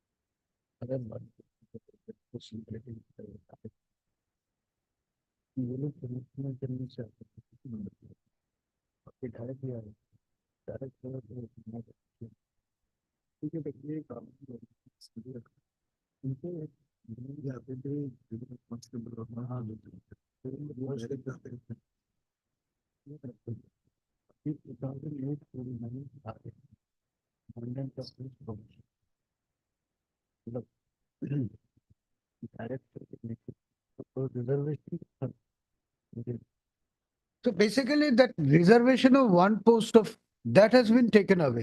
No, that is only retained. Other scope of, my lord, getting another post, there may be, my lord, armed branch inspectors who are otherwise eligible other than that one. Now, because one will be given, others will not be considered. Subject to what your lordships may say, my lord. This is what. 97 says that one shall be kept irrespective of what may be. In addition. But 98 says it is confined to that one only. 2008.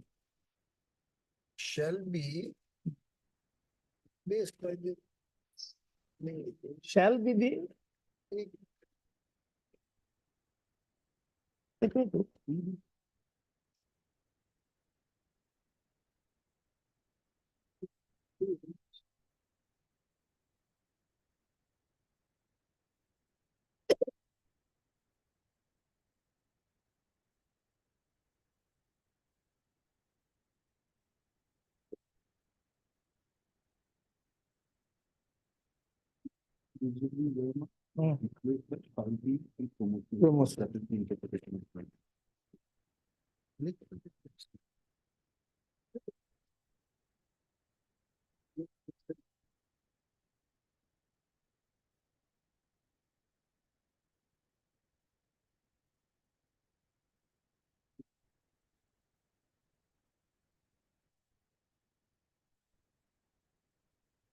Reserve.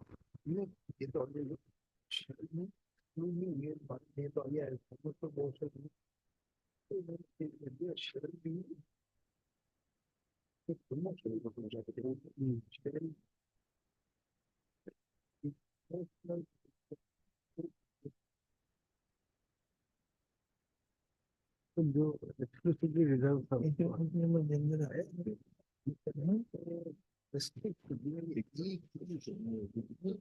Part of the substantive matter.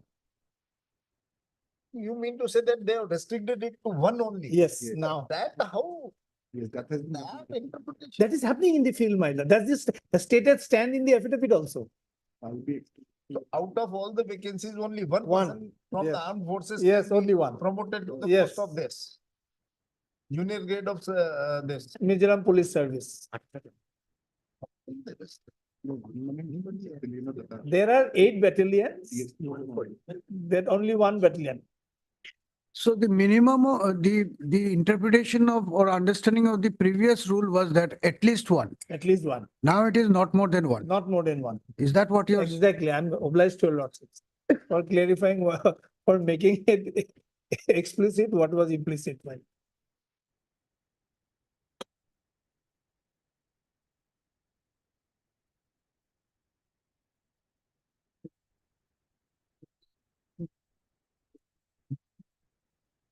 Yes. One more decision, my lord. One short, yes. My lord, that 1976 1 SCC 128, where my lord para 16 is quoted, 18 is not quoted, 18 is important. Dwarka Prasad speaks.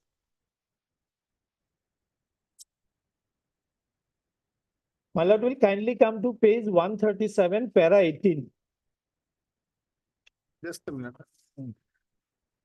1976 1 SCC 128, para 18.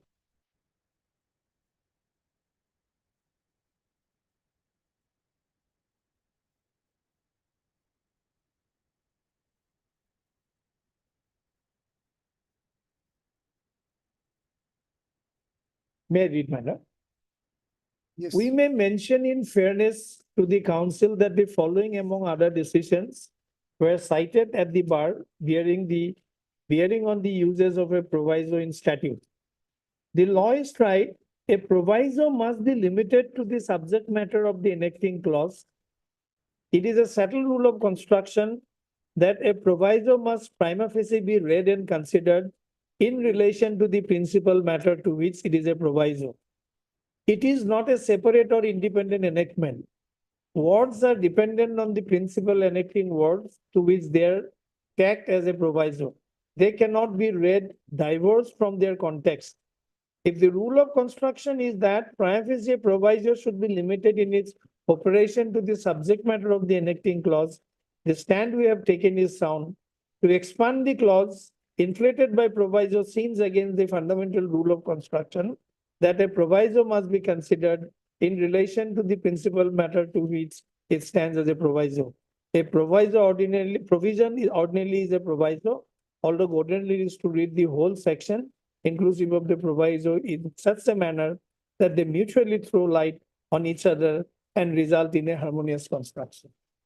So reading both harmoniously, my lord, what follows as succinctly summed up by Honorable Justice Shyam, my lord, and earlier it was at least 1, now it is sought to be made not more than 1.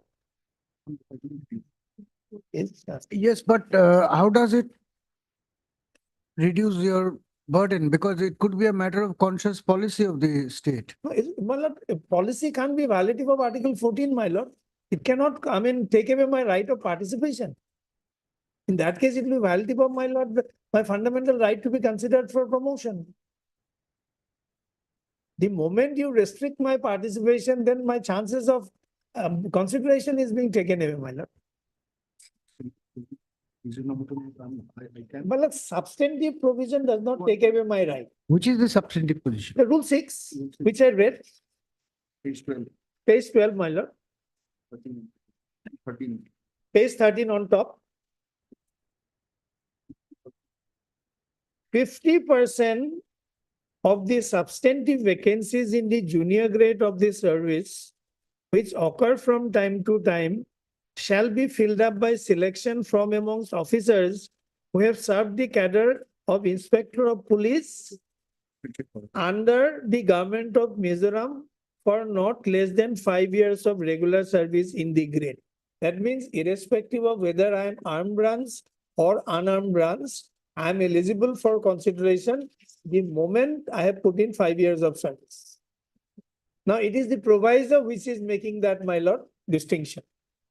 Provided that out of this percentage, one post of assistant commandant from each Mizoram Armed Branch Battalion, Reserve Battalion shall be exclusively earmarked as promotional post of the Inspector of Mizoram Armed Police Battalion in the Reserve Battalion. It shall be exclusively helping.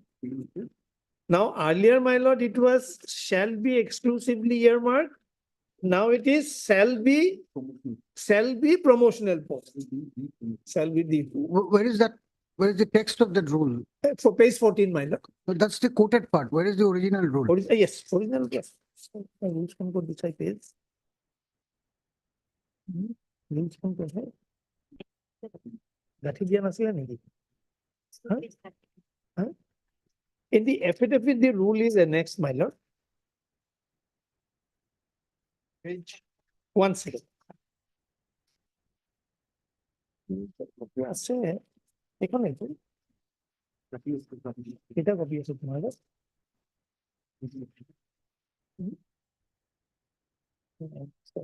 कोई affidavit तो दिखा नहीं था. copy আছে extra Affidavit status. No, I'm handing over the copy. Once.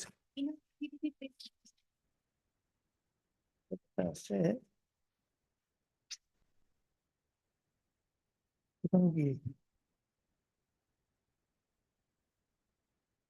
page 39 আছে নাকি?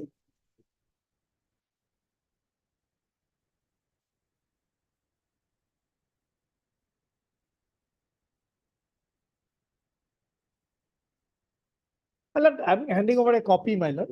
Hey, এখন দিয়ে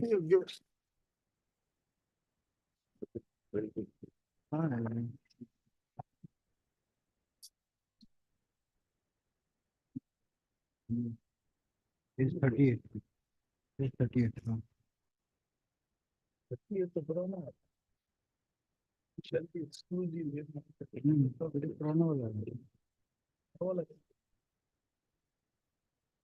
So page 38 is the 1997. We want the 2008 rules. Page 51. Page 51.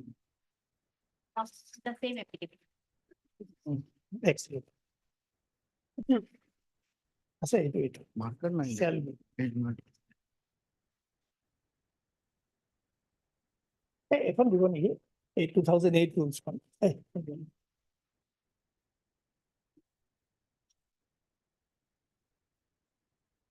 well, that is the 2008 rules.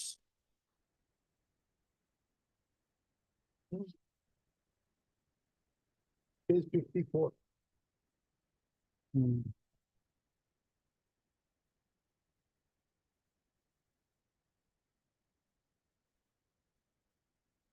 Shall be the promotional post.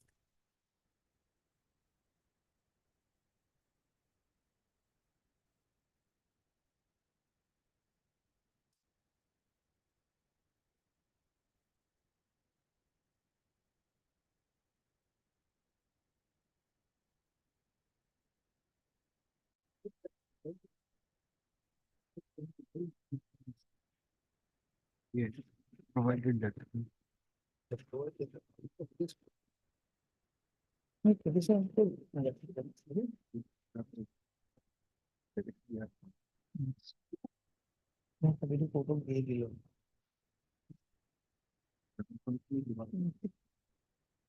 ভালো ছিল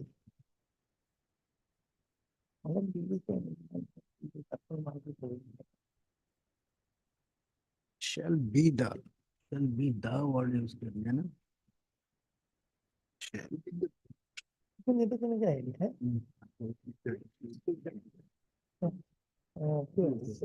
ये advertisement करने के लिए पर उसी का chart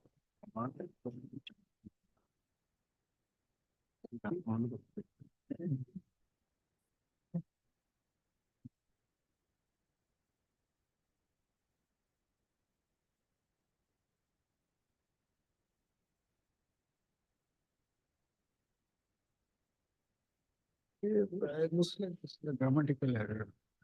The promotional post. Mr. Dev, in this amended Rule 6, My lord, in the amended Rule 6, yes, the new rules, please see in the proviso, out of this percentage, one post of assistant commandant from each Mizoram Armed Police Battalion, etc., shall be the promotional posts. What is the meaning of promotional posts?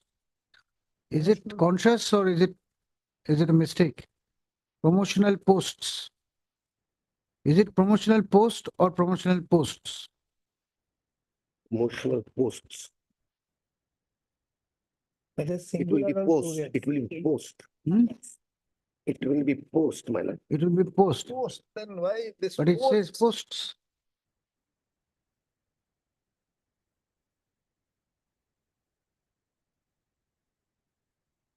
Google React.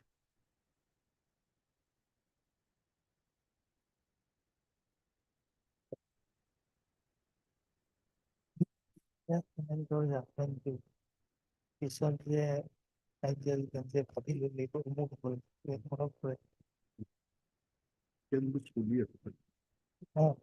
basically that is the triggering part. वही है बात पहले ये तो minimum 2.5 दिन subject तो मैं जाना है मैं बिना पहले रिजर्व तो पावर तो आता है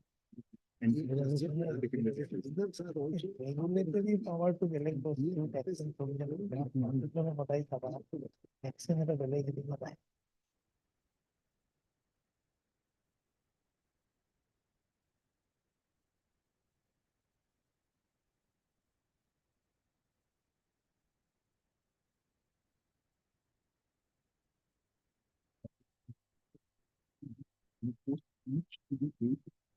it is restricting the promotion. My lord, can I come in here, my lord? Maybe the reason is there are 8 battalion. So in respect to 1 battalion, 1 post. That's why S. They cannot compete with the other. But other than this, they cannot compete with any other. Other than this, Other than the 8 posts which are earmarked, they cannot compete for any other post. 1 year, it's not, It may so happen, my lord, after competing for one, there may be other eligible candidates who is otherwise eligible. Now, once they consider one for 1 battalion, they will not consider further. Whether that is the purport of the rules and the provisions. 50% one post and remaining 50% all other posts. It's a clear discrimination unless it meets the test of Article 14 and 16. difficult. 14 and 16. Page 24. My lord, at page 24, we have given the chart, my lord. 1 second. Huh?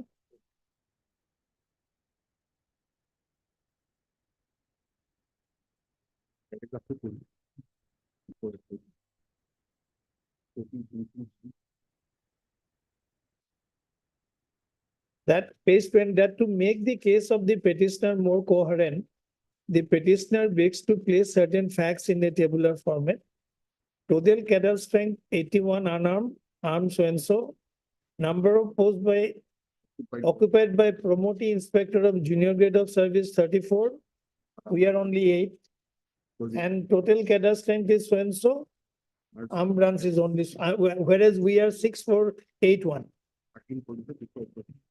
Before adverting to the grounds for challenge, it be stated herein that a perusal of the table appended above would clearly show the disparity between the persons of the same rank belonging to different branches. Moreover, such disparity exists even though the general rule contained in Rule 6 of the 2000 rule does not differentiate between the two branches. In spite of the general rule, the proviso appended thereto completely negates the object and purport of the general rule. Under such circumstances, the petitioner, along with others similarly situated, are discriminated and classified prejudicially without any just or cogent reason. As such, the rule in question classified two branches of person belonging to the same class in a class legislation and cannot by any stretch of imagination be considered as reasonable classification. As such, the rule in question shall be declared as ultra vires the constitution. So this is our case, man. Deeply obliged, man.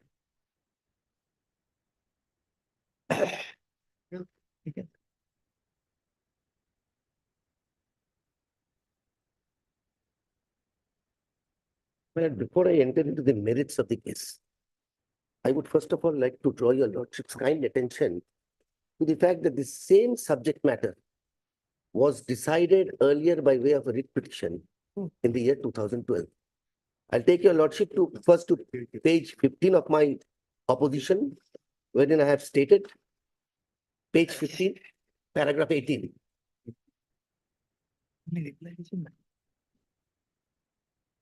My lord has got it.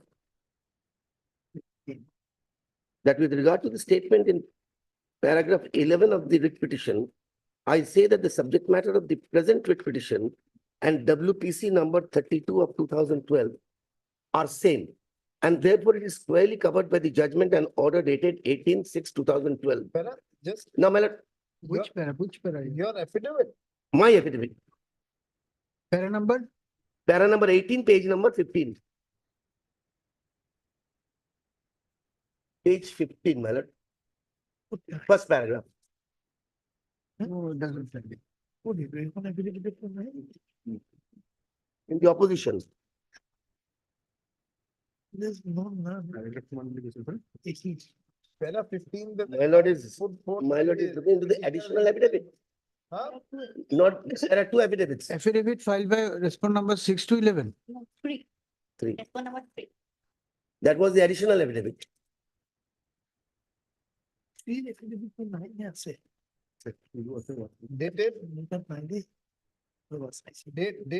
of the affidavit, if you can give. December. December 2017.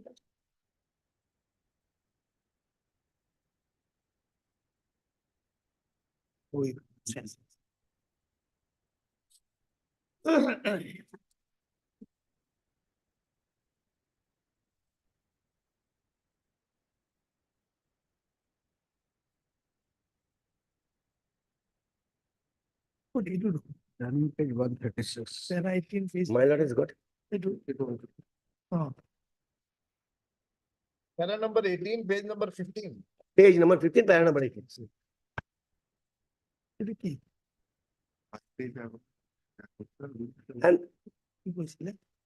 And this particular judgment and order has not been challenged and it has attained finality. If I can take your lordship. This very rule was under challenge. My lord, it is not a question of rule, but this particular rule was the bone contention of the entire writ petition. My lord will kindly come to page 60. 60. 60.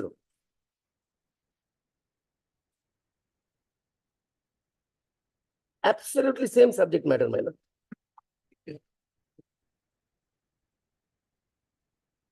Page 60.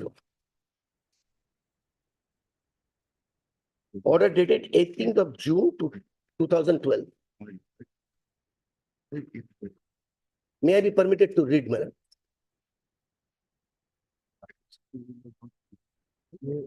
Running page 181. There's some problem. There is a running page here.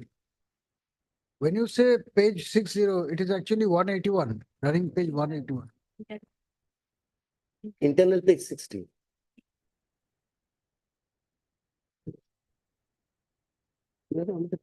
Why?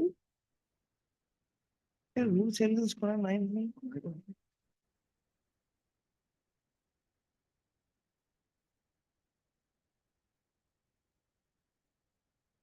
2008 rules का ही है.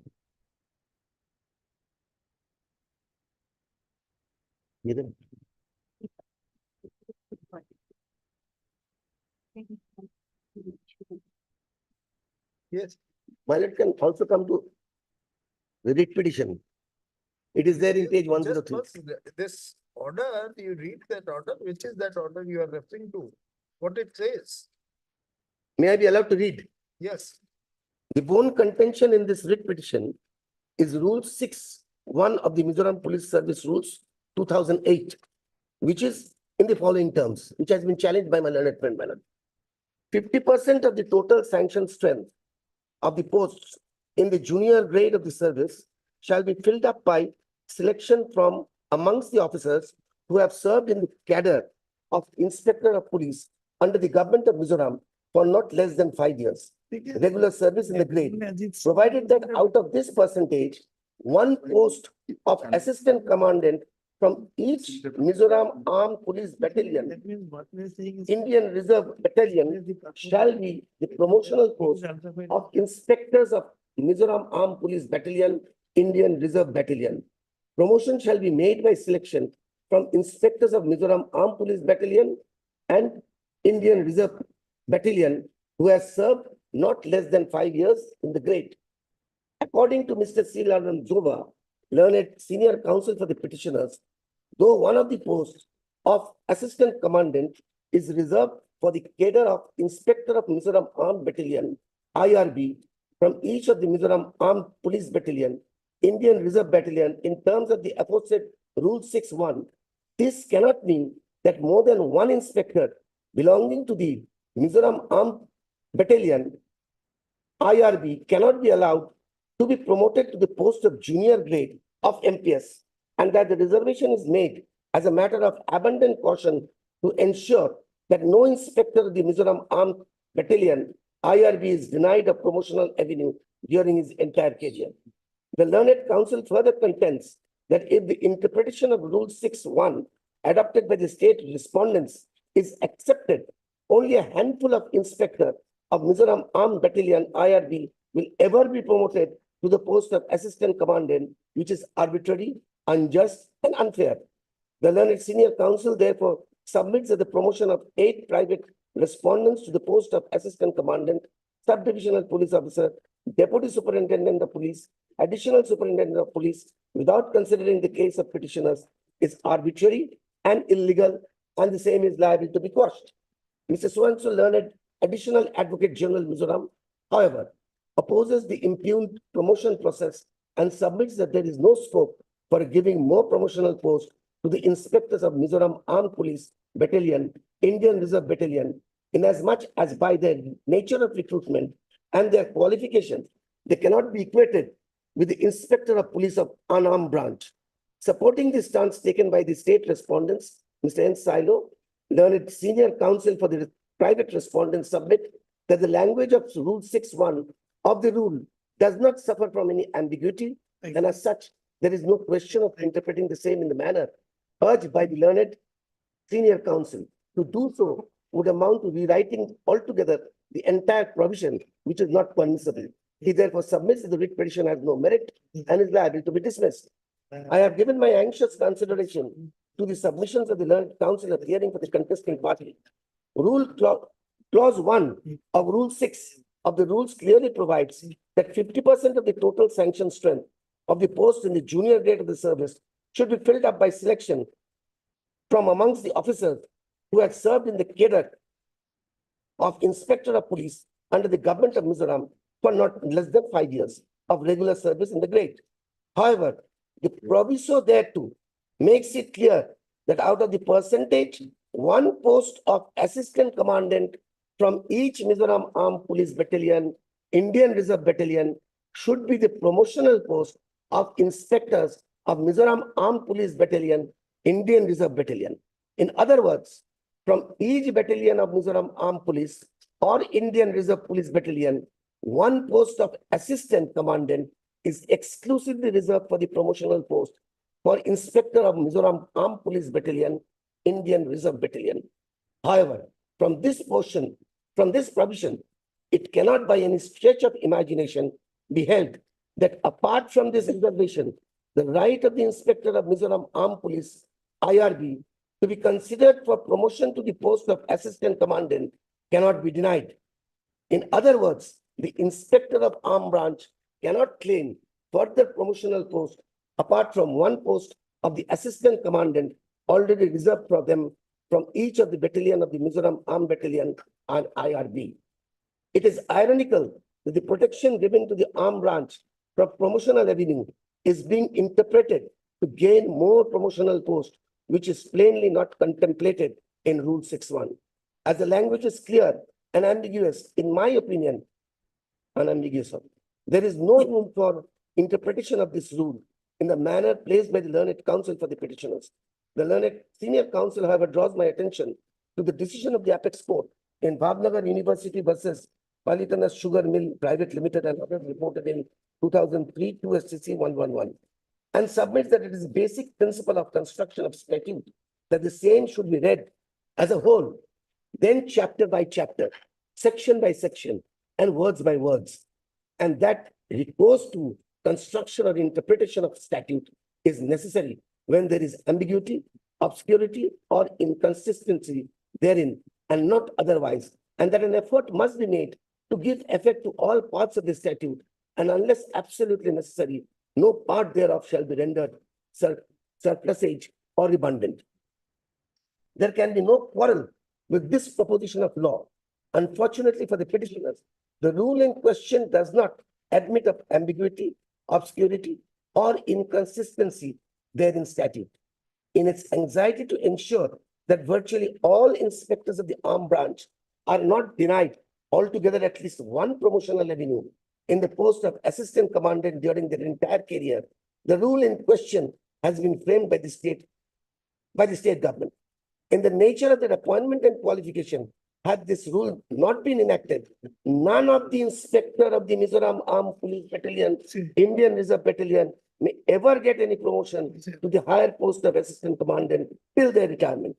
There can be no foolproof legislation to meet the promotional aspiration of each and every employee in the government setup. In the view that I have taken, the impugned action does not suffer from any vice of illegality or arbitrariness. The result of the foregoing discussion is that no case is made out by the petitioners for the interference of this court. Resultantly, this writ petition, which is devoid of any merit, is dismissed, but by directing the parties to pay their respective cost. My lord, the contention of the present writ petitioner, where this rule has been challenged, and this writ petition, the judgment which I have just now read before your lordship, which was delivered on 18th of June 2012. But the subject matter is absolutely the same. And this particular judgment has not been challenged, as a result of which this has attained title. Petition, the validity of the rule was not under challenge. This is not an interpretation only. I agree, madam. The rule, particularly the rule, has not been And challenged. the learned single judge has interpreted in that manner. But the Yes, rule has been you interpreted, my lord. You can't take the benefit of this reservation other than one post reserved for you. This My is lord, not the interpretation. My lord, the interpretation is very clear, so far as the rule is concerned. And the prayer made in the present writ petition, where this rule has been challenged, and the prayer made here, my lord, relates to the same. The subject matter is the same. There are two different things. There is no difference. One is regarding interpretation, and another is accepting that interpretation. And Accepting that interpretation, now their case is that this is discriminatory. This is what they are. And it pertains to They are not. and it pertains to promotion, my lord. They are not making any submission contrary to these interpretation made by the learned single judge. They are saying that this rule is interpreted in this manner and this is discriminate. What is their case? My lord, they are challenging this said rule being discriminated. That it has discriminated the armed force and the unarmed force. But my lord, here, my lord, it is the promotional aspect of the revenue which has been discussed in this particular judgment, and this pertains to 2008 Rule 6.1. That is my humble submission, my lord.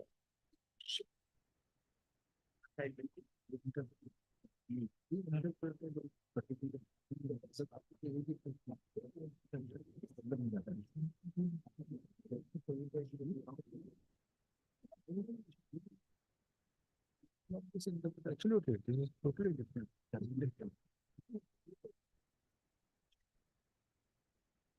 Yes. Yes. Now, my lord, as far as the merits is concerned, now,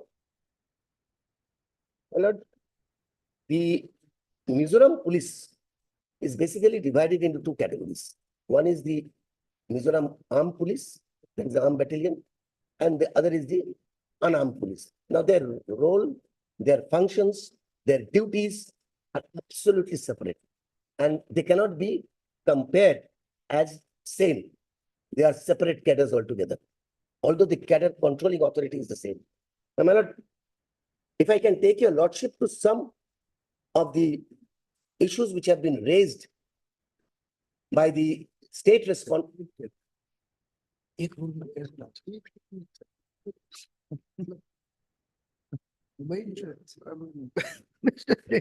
The arguments you're making, in our opinion, of course, you are yet to conclude, complicates the state's case even further. If they are completely different, how can you, Cadres are different. how can you integrate them in one rule? My lord, let me complete, my lord. I'll take your lordship to the affidavit. I'll take your lordship to the affidavit, my lord. My lord, will kindly come to page 3, paragraph 5. Paragraph 5. The affidavit which has been filed by the respondent number 3.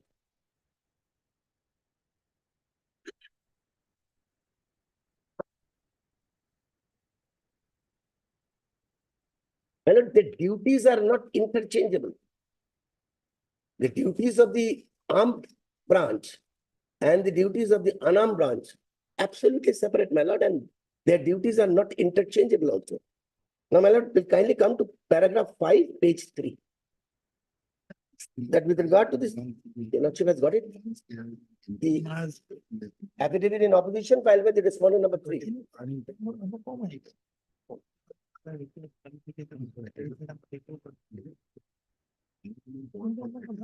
Yes. My lord has got it. That with regard to the statements made in paragraph 1, 2, and 3 of the writ petition,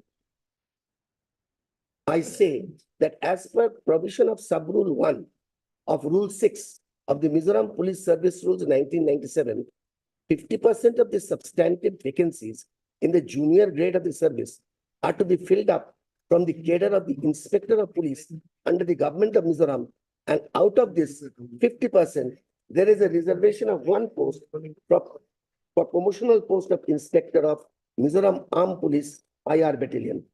The provision of sub-rule 1 of Rule 6 of the Mizoram Police Service Rules 1997 was incorporated in the provision of Mizoram Police Manual 2005 at paragraph 385 and paragraph 402 respectively for Inspector Unarmed Branch of the Civil Police, of Inspector Armed Branch of Armed Battalion.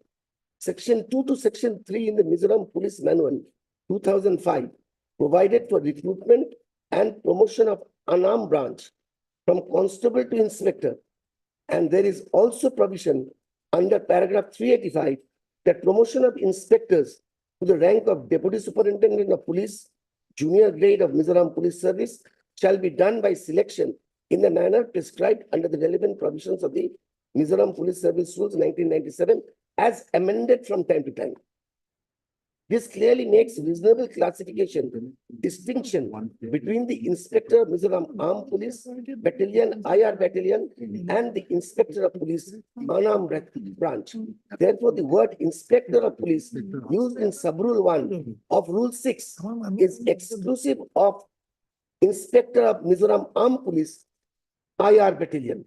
That it may be stated herein that the state government, after considering the representation of the armed police, it was decided that out of the 50% promotional post of junior grade of the cadre of Inspector of Police under the government of Mizoram, one post each of the assistant commandant from each MAP IR battalion is reserved exclusively promotional post of Inspector of MAP IR Battalion. Had this rule been not enacted, none of the Inspector of Mizoram Armed Police Battalion, Indian Reserve Battalion may ever get any promotion to the higher post of Assistant Commandant till their retirement. Accordingly, promotions to junior grade of MPS are given to Inspector of Police Unarmed Branch and Inspector of Police Armed Branch as per their own quota provided under Sub-Rule 1 of Rule 6 of the Mizoram Police Service Rules 1997. The cadre post of junior grade of Mizoram Police Service includes one post each of Commandant in Armed Battalion, IR Battalion. This means that promotion to the post of junior grade of Mizoram Police Service is to be drawn from Inspector of Police Unarmed Branch and Inspector of Police Armed Branch. According to the vacancies arises in the respective quota provided by the rules concerned. The Mizoram Service Rules 2008 repealed the Mizoram Police Rules 1997.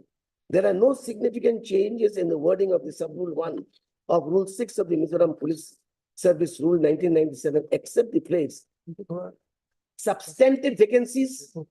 Mr. Dev, you see, we have read this. Please respond to a simple query. As per your Rule 6 of either 97 rule or 2008 rules, 50% of the posts are to be filled up by way of promotion. Correct.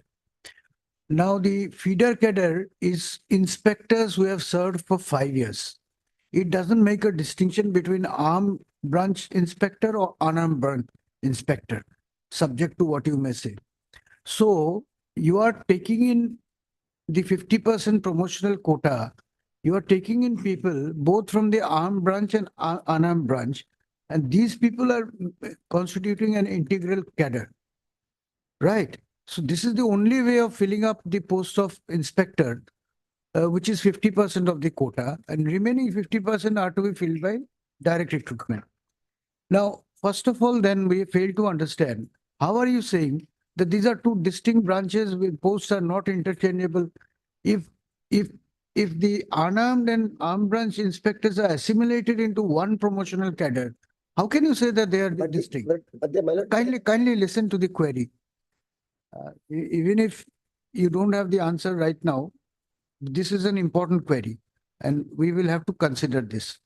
Number one is, from both these streams, they are being assimilated into the promotional cadre, which is to the extent of 50%. So in that 50%, we don't know what criteria you follow for the promotion, but it could be anything. The percentage could be 50-50, could be 30-40, 30-70 or anything. But whatever is the criteria, after that, you are putting a ceiling in one stream who are a part of the integral cadre with no intelligible differentiate in the rules to discriminate them. Whereas if they can both serve as inspectors and follow the same procedure for coming into the cadre by way of promotion, suddenly how can you pick one group and say that, sorry, we will not give you promotion more than one?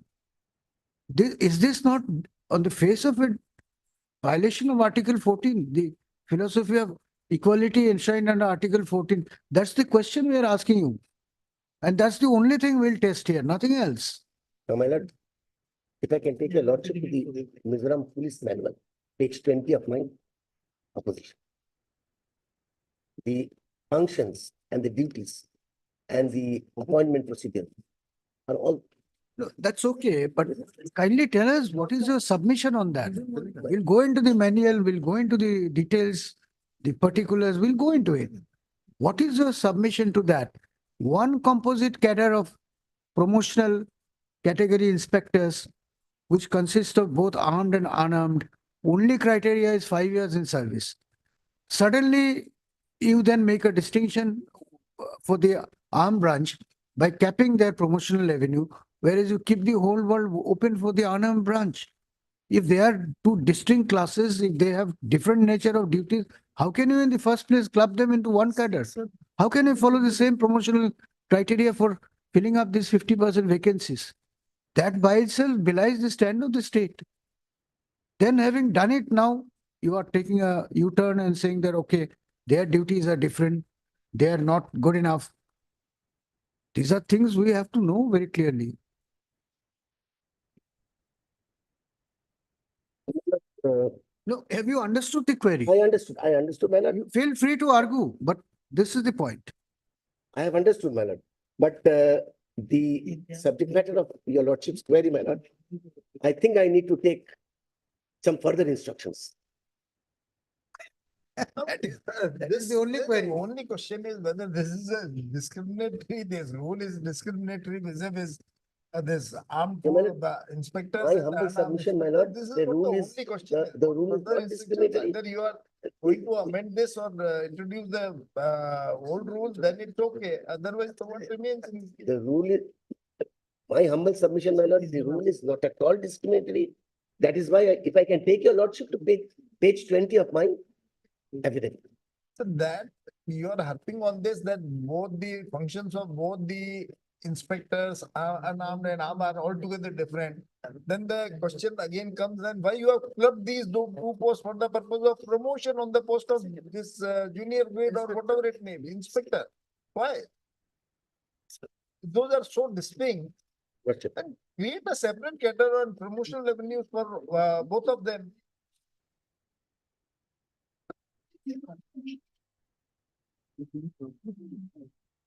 I think he needs to. Both are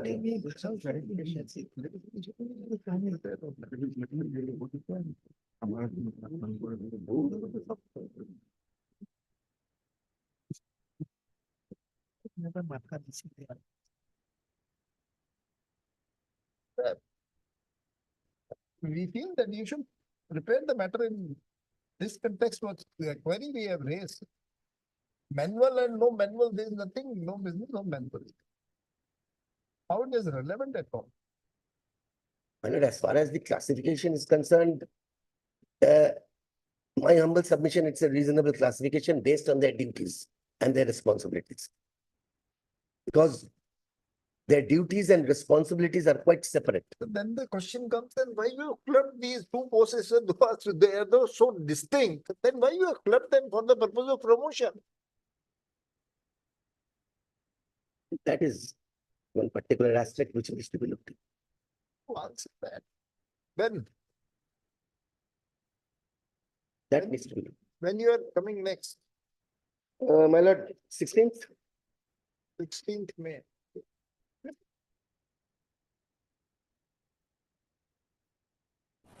This stand is a bit. But this judgment, my lord, of 2012, we are agreeing with this judgment absolutely. That is And, absolutely. so far as we believe that these respondents are also agree with the interpretation of the judgment. These appellants, the petitioners. But what they are saying that accepting this representation, this rule is discriminatory. This is what their case is.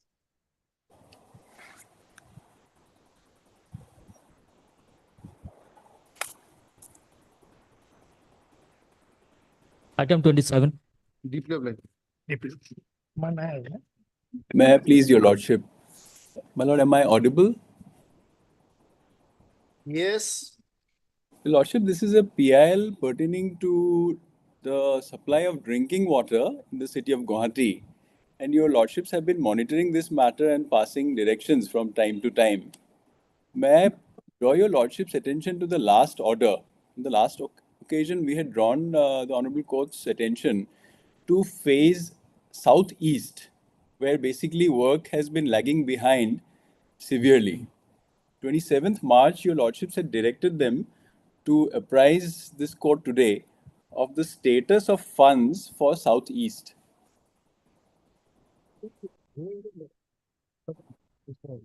why this matter is listed in the hearing category? When the matter is still certain directions are there and that is to be complied with. Orders column, so it should have been in the orders column. It is in orders or hearing Hearing category? column. It is now listed in hearing column. In the orders column. In the orders category, it should have been that. Very good. It's been listed in the hearing category for some time. Just a minute, just Yeah. why?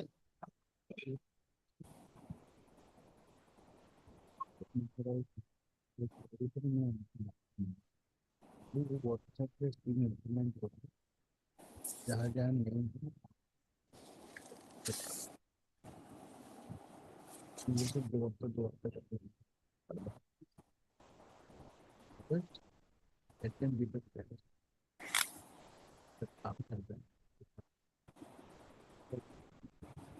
Getting into कहाँ से patch करना है, कितना तक होगा, we don't need to get into it. They are doing it. It बन रहा है. मगर they are telling the time. Okay, monitoring model shop. What is the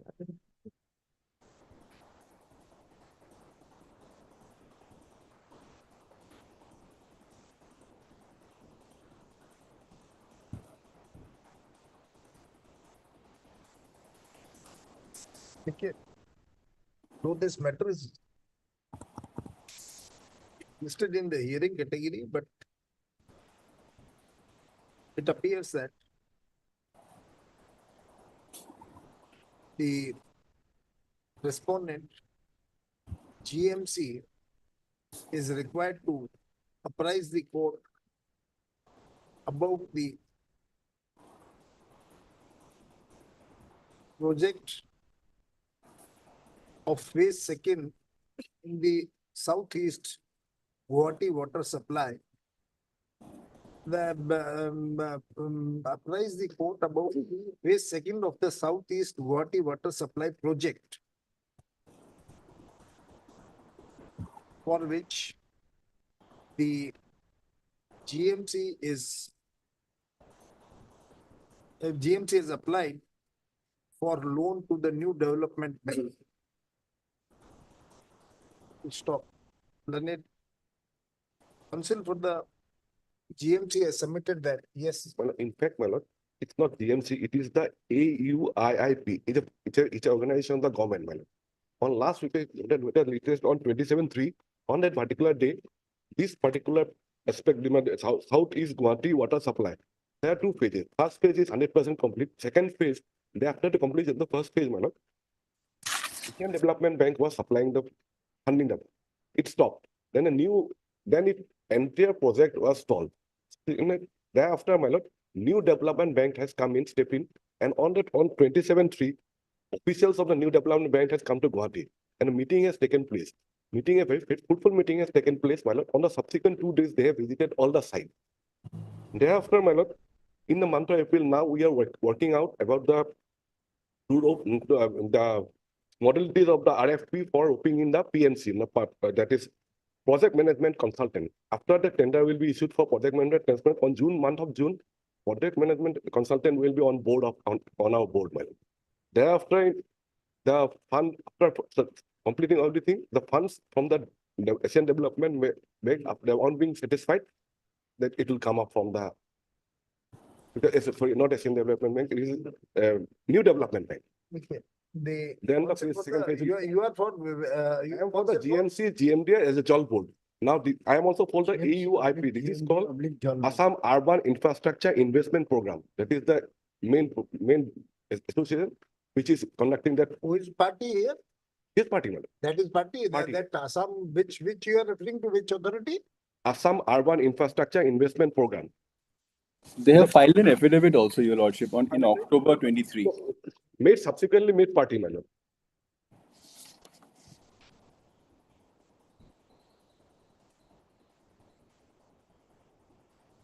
Okay, learned concept of so submitted there.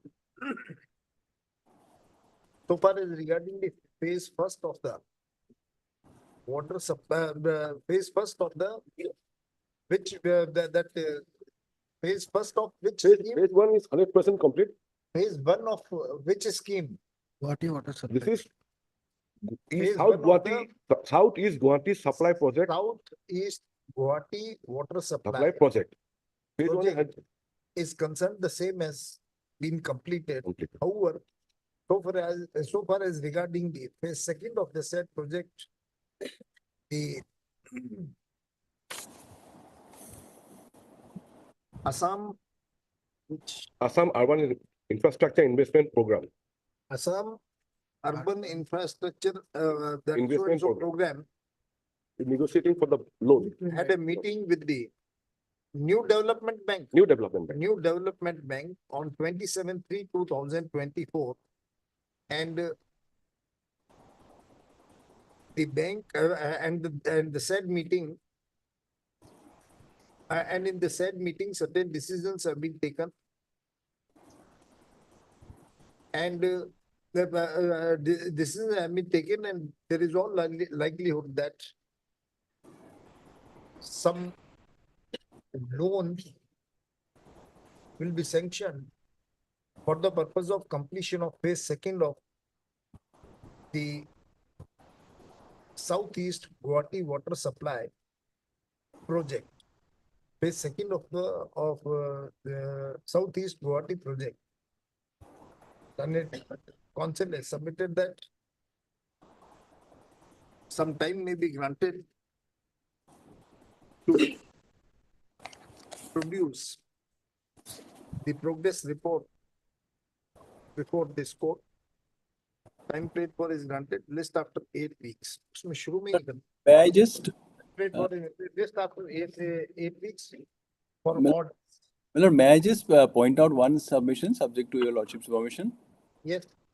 Miller, this southeast phase has been particularly concerning because since 2019 there has been no work at all, no contractor, no consultant, no funds. What they have submitted that earlier the Asian Development Bank was supposed to finance them, but thereafter they have not provided any money. Then they are looking for another agency for that purpose. Yes, Miller, but since 2019, 5 years have gone by. I understand that, but if the money is not there, how can they complete the project, sir? All And that I'm now saying they is are saying that they had a meeting with the new development bank, and now they are providing, they agree to provide some, for that purpose, some formalities are there that we have to take into consideration. Miller, all that I'm praying today, Miller, is that it may be kept at a short date so that because of the directions of your lordships, only some progress has happened in the other phases. Mr. Consul, you know, now the elections are on, and up to the model code of conduct, no major decision can be taken by the state government or any authority concerned. Conscious of this fact, we have fixed this matter after 8 weeks. Obliged, Miller.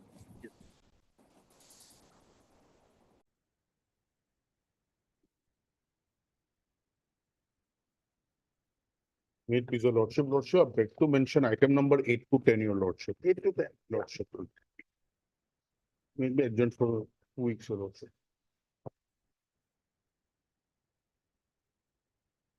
To 10. Is the Arjun? lordship. Yes.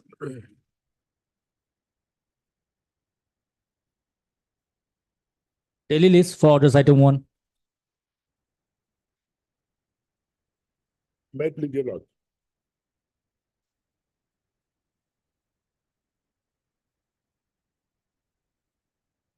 My lord, the only point for determination in this review petition is that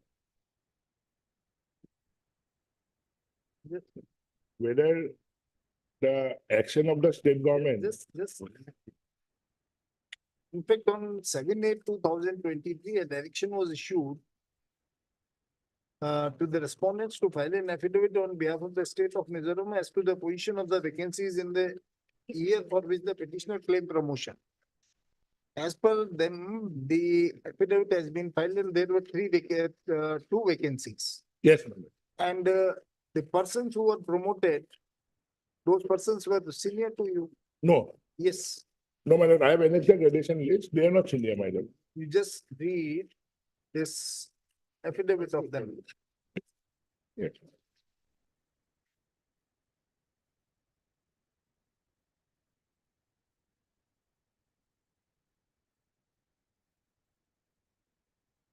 Are you in receipt of that affidavit? Yes, my lord. That the deponent begs to state that there are 9 sanctioned posts for senior grade executive engineer under irrigation and water resources department, the para number 3 of the affidavit. Yes, ma'am. department. In the year 2000, there were 3 vacant posts for the senior grade, out of which 2 posts were reserved for graduate engineer and 1 post for reserved for non-graduate engineer. Yes, ma'am. That this deponent begs to state as per rule 22(5) major engineer, the eligibility criteria for promotion to the senior grade executive engineer is 5 years Yes, ma'am. completed continuous regular service in the junior grade and pass departmental examination in so and so, so and so. Yes, ma'am. That this deponent begs to state that the review petitioner has passed the departmental conducted also in the Public Service Commission after 1st of April, that is on 1st of May 2017. Yes, my lord. Whereas 2 who were promoted, other 2 who were promoted on the post of whom review petitioner claims were his juniors has passed the departmental examination on 8/8/2016. Yes, my lord. Therefore, although the review petitioner is also graduate engineer has completed for continuous regular service, he was not eligible for promotion on the post of for vacancy 2017. The critical date fixed by the government OAM number so and so.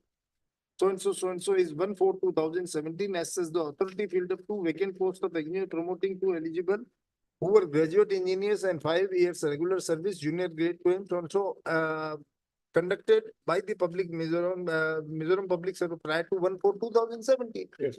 So you became eligible or passed the departmental examination only on 1st of May 2017. Yes, later than them, my lord. But otherwise, I was also senior only because there were 4 papers in the departmental examination. That I is could the clear. condition of passing of the departmental examination and you have not passed it. How can you claim?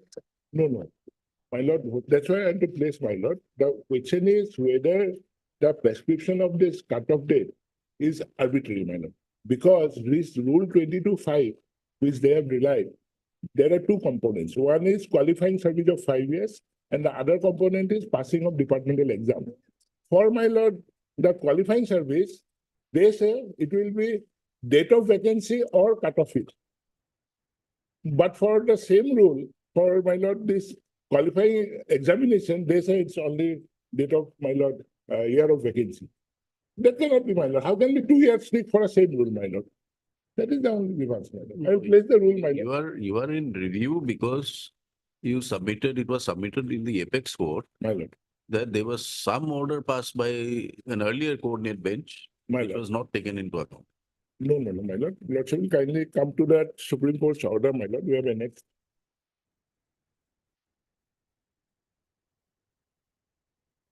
At page number 217, annex 26 to the review application. That's right. Yes.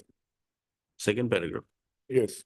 It is entirely the contention of the petitioner that there was an earlier division bench order which has a different view. Yes, I have annexed that order. The Honorable Coordinate Bench has taken a different view. No, show us how the different view has been taken by the court. No, my lord, let me place the facts, my lord, then it will be clear. My lord, I am an assistant engineer and I am placed much above the private respondents in the gradation list of assistant engineer. Now, my lord, this rule 22(5) of the service rules prescribe 5 years qualifying service and passing of departmental exam. Qualifying service I had, my lord, but passing of departmental exam I could clear only later than them.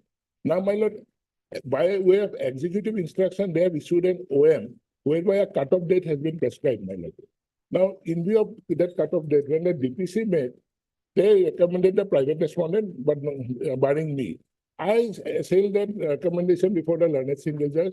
Learned single judge allowed the writ petition by relying on earlier division bench judgment. That was put to appeal by the private respondent. Appeal was also negated, my lord. Then, my lord, in the appeal, it was said that a fresh selection should be held. In the meantime, as my order was reversed in the division bench appeal, I approached the Honorable Supreme Court. Then, Honorable Supreme Court, we point out that for the same rule, they are applying 2 different yardsticks. Then the Supreme Court said that there will be a case for review, you go back to the division bench. That's how this matter is placed before the Honorable. No, correct. Your ground for review is that already division bench earlier had taken a different view. Yes, there is an order I have annexed, my lord. So you show us from that order how the different view. But apart from that, the other ground is that they are applying 2 years.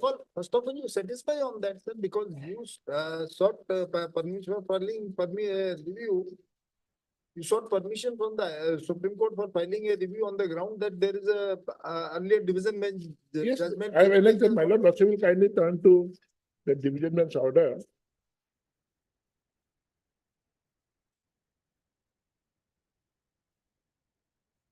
It starts at page 183 and except 20. 1 minute, my lord.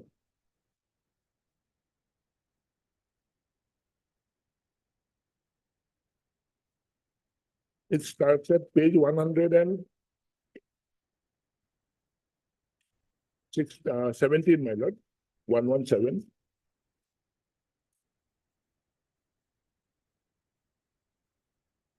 Order is dated 13th of October 2015. The same OM was under challenge. The executive instruction by which the cut-off date was prescribed. Lordship will kindly turn the operative portion, it is page 127, para 18, 19, and 20. Page 127.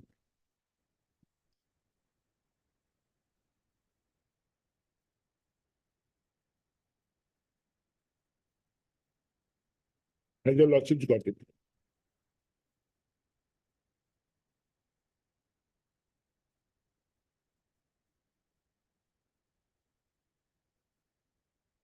You're referring to page 120. 127. No, the judgment starts at Page 117. Division bench judgment, earlier judgment starts at page 117.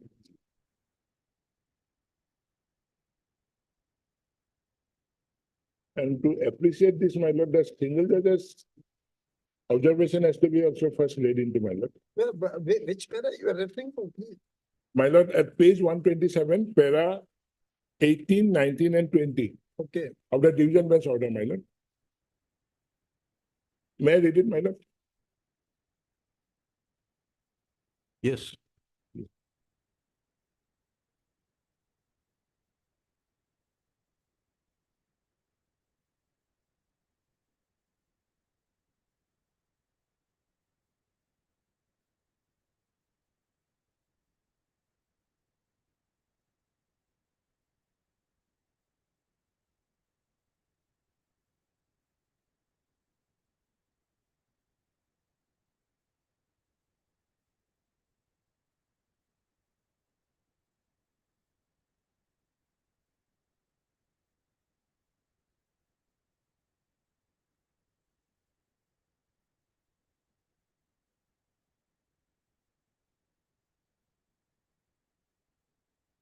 That's right.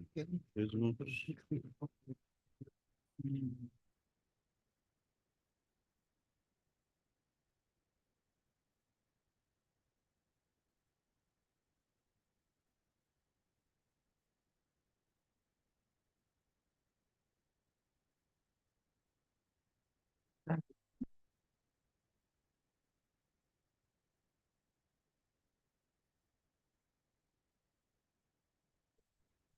Relevant for that, the purpose of this controversy. My lord, the same OM, the same executive instruction by which cut-off date was prescribed, that was under challenge before the learned single judge, out of which this That OA was set aside. In para number 18, read para number 18. my lord. The recruitment provided in these rules is clear that the departmental examination, the rules itself does not provide for any cut-off date. However, by the aforesaid office memorandum, the cut-off date was introduced firstly as 1st April of the vacancy year and thereafter as January of the vacancy year. In between from 2001 to 2005, no such cut-off date was earmarked. In as much as 2001 to 2005, there was no such office memorandum issued by the government of Mizoram. So altogether different thing. This office memorandum dated was under challenge or is of dated. My lord, it is of my lord. It's 15/7/2010, my lord. 15/7. 2010. Yes. So what we gather from this judgment that in 2001 to 2005, no cutoff date was fixed by the state government by issuing any office memorandum. Yes, my lord. And therefore the cases of the appellants found favor. No, the cases of the appellant were not for that period. They were subsequent to that, after the office memorandum was issued. Lordship will kindly come to the single judge's order, my lord. It does not specifically hold.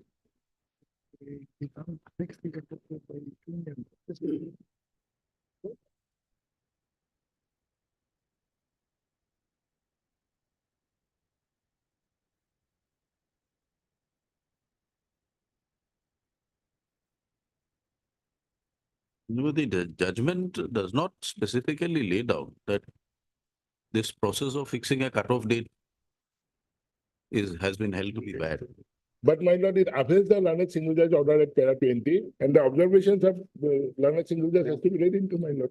The observations are there, but these observations will have to fall from the judgment itself. Yes, my lord. So you show us from the judgment that this is what the division bench held and which has been upheld by or which has been followed by the learned single judge. No, learned single judge said that Learned single judge held that division bench has already held. No. My lord, this is some other department, my lord. The learned single judge, in my case, relied on the judgment. This writ appeal was pursuant to some other petition, my lord. That I have annexed, my lord. At page, it starts at, my lord. Single judge's order starts at page 103. It was in respect of same OM, but the department was PWD. Here it is irrigation, my lord. Single judge's order starts at page 103. And the operative portion is at page 114.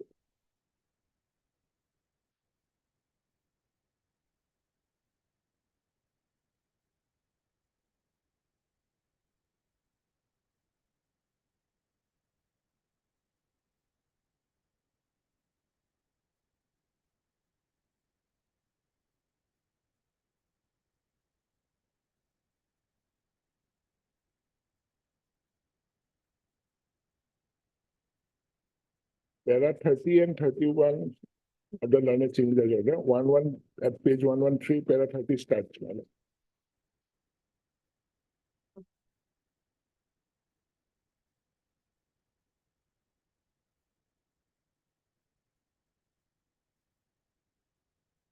Where is the reference to the division bench order? Where, my lord? Where is the reference to the division bench order in the order of the learned single judge? My lord, this order, what I am showing is this is the first point of time. Prior to this, there is no division bench. It is pertains to PW department. After this order was selling division bench, then in the irrigation department, the same thing arose. You show us the order against which the writ appeal was filed, in which you have now sought for a repeat. Yes, my lord. That is by Honorable Justice Nelson Silo, my lord. Yes. Lordship will kindly come to page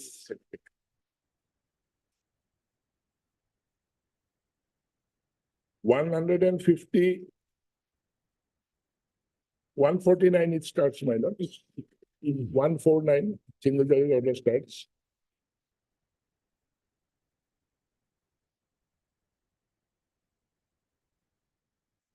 This was my petition, my lord.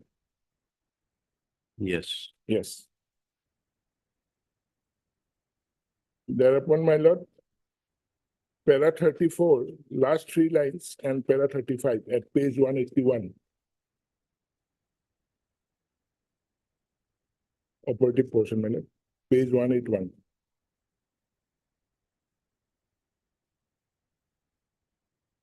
Last 3 lines of para 34. Therefore, upon due consideration of the case in its entirety, I find substance in the grievance projected by the petitioner, and importantly, in view of the fact that the issue is covered by the decision rendered in WPC number so and so and writ appeal number so and so.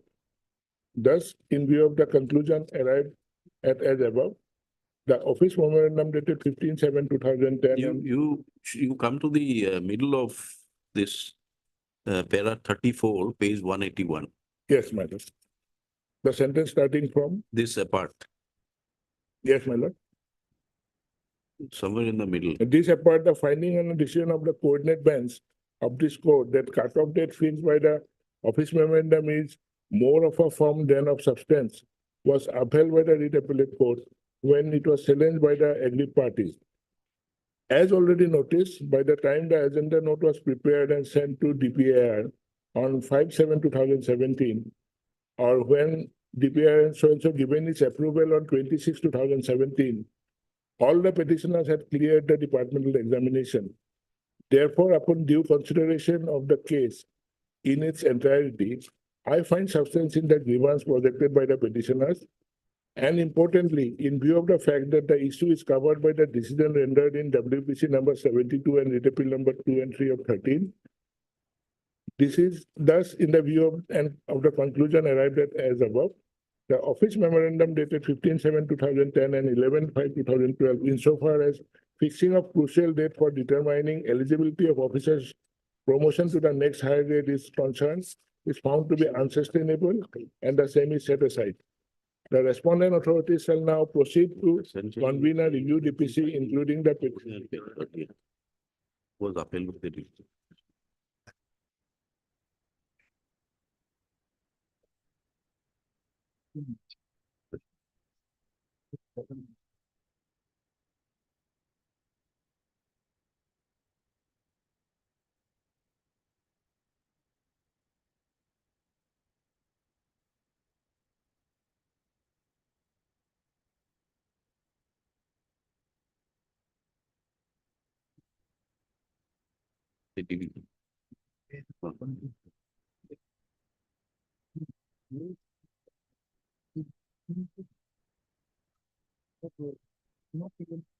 Correct.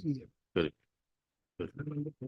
Right. There is no matter of doubt that there is the department will not conducted during the actually we conducted the duty of the exam where MO so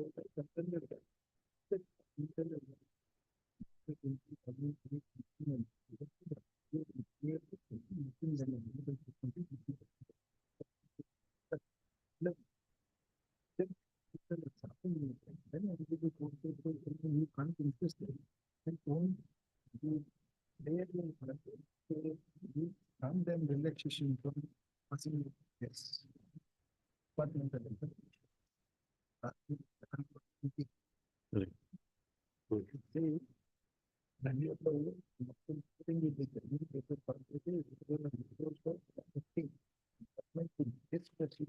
consider the case of the plan by making the process move towards the and therefore the consider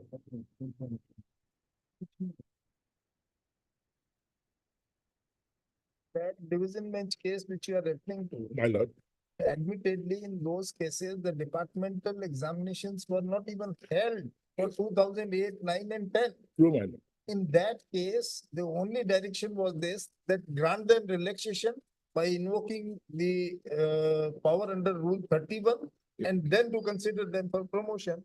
True, my lord. It is nowhere said that the state government cannot fix the cutoff date by a office memorandum. No, my lord, that is not my contention also. This is your contention. No, this state government can of course do, but whether for applying the same rule, they can apply two different yardsticks, my lord.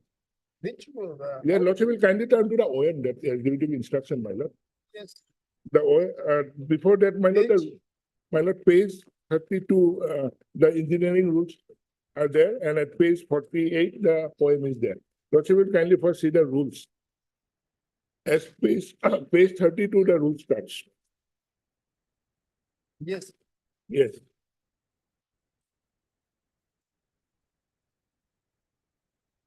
Page 41 is the relevant rules for our purpose, my lord. Page 41. It's sub-rule 5 of Rule 22, page 41. 4-1, my lord. Yes. Yes. And, on the top of the page, my lord, 5 senior grade. To fill up vacancy that is in this grade, members of the service in the junior grade who have completed not less than 5 years continuous regular service in their junior grade and have passed departmental examination in engineering and accounts conducted by the Mizoram Public Service Commission shall be eligible for consideration for promotion by the selection board. So this is the rule, my lord. So this rule has two components. One is 5 years qualifying service and the other is passing of departmental examination. Yes. Now, my lord, the rule does not prescribe any cutoff date. So by way of an OM, they have brought in a cutoff date, my lord. That, my lord, OM starts at, my lord, page 48. Annex 4. Yes. Yes. Now, Lordship will kindly turn to page 49, my lord.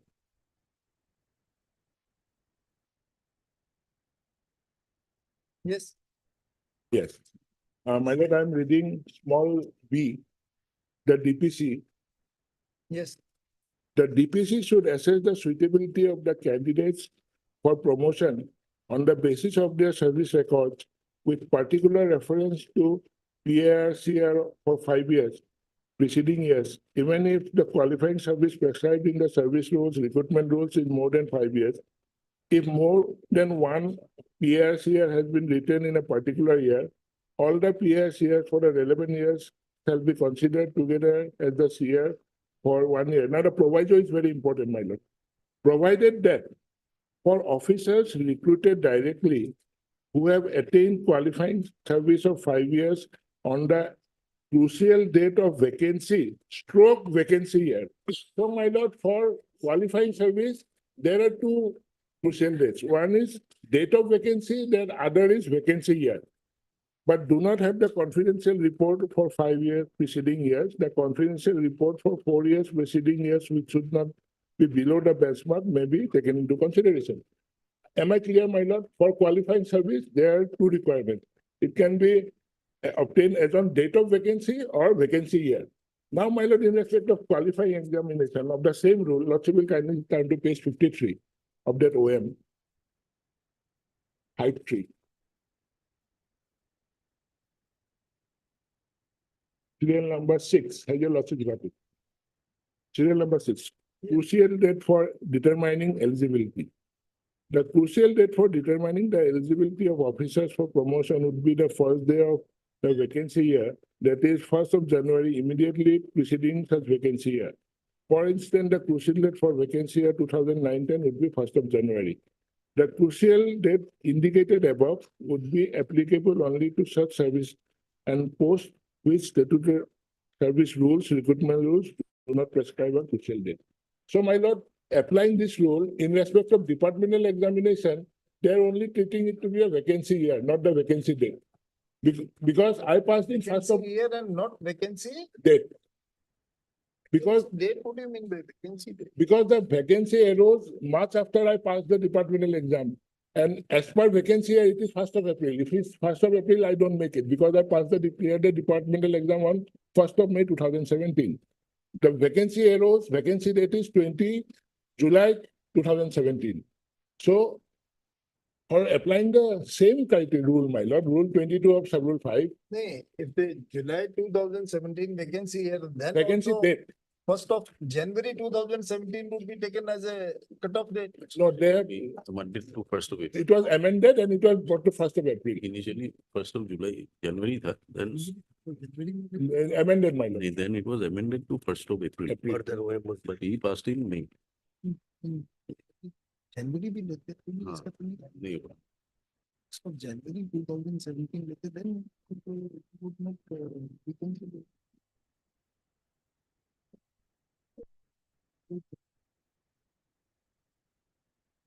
We are unable to be persuaded for a No, review. my lord, kindly see. For qualifying service, it can be either the date of vacancy or the vacancy year. That is 1st of April or as and when the vacancy arises, that will be the vacancy date. In this case, in respect of the qualifying service, then only, my lord, asserting on this vacancy year, my lord, that is 1st of April. How can be there 2 yardsticks for, my lord, the same rule, my lord? So that has already been dealt with in the, while hearing the appeal. No, this aspect was not argued, my lord.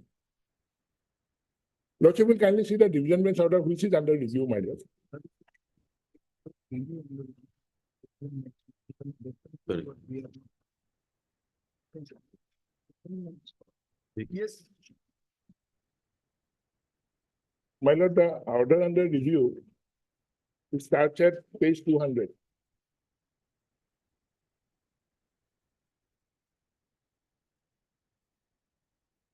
The operative portion, it has page 213, 213.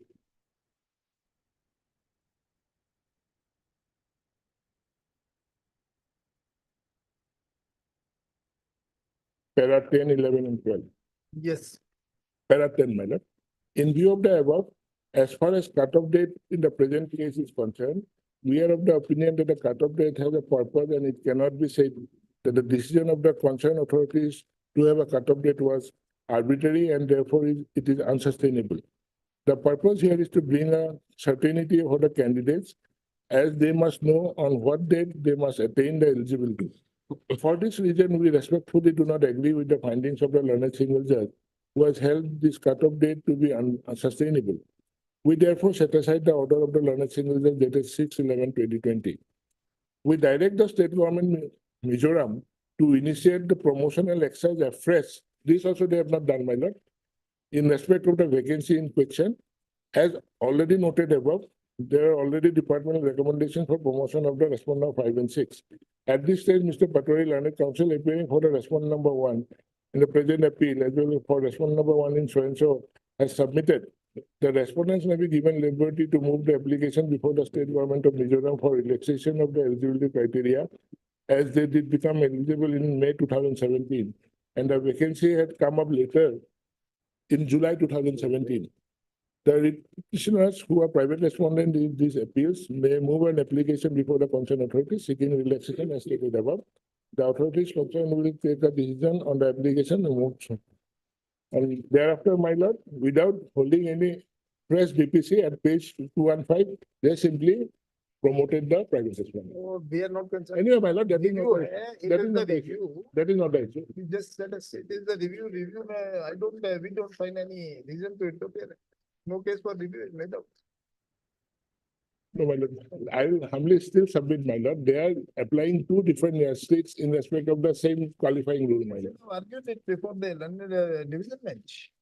At that time, No, that was not argued. that was not argued, then the point which was not argued, It was now you are trying to argue the review petition, how can it be? It was inadvertently. Inadvertently, then it's not a matter of review, sir. Sorry. In person or. Not AG appeals. AG appeals for the specific. Oblige, your lord. Item number 2.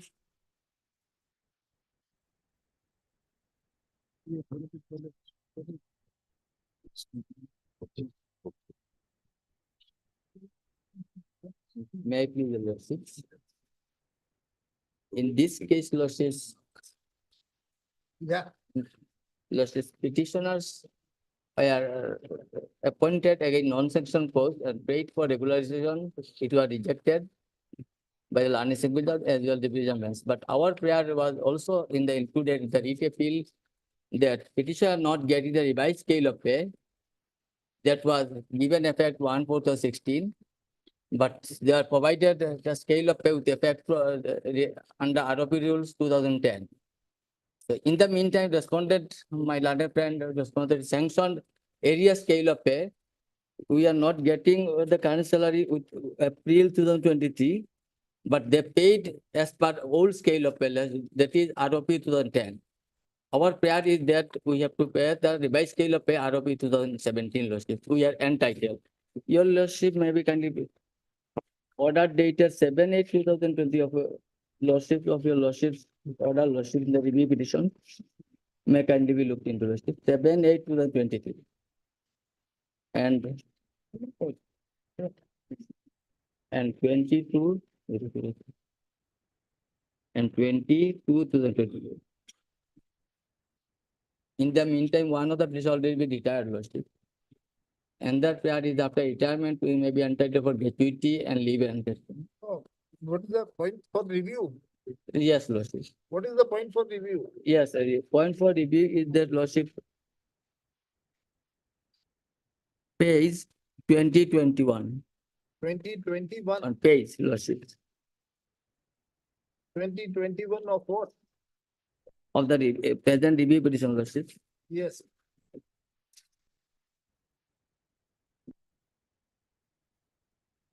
A and B.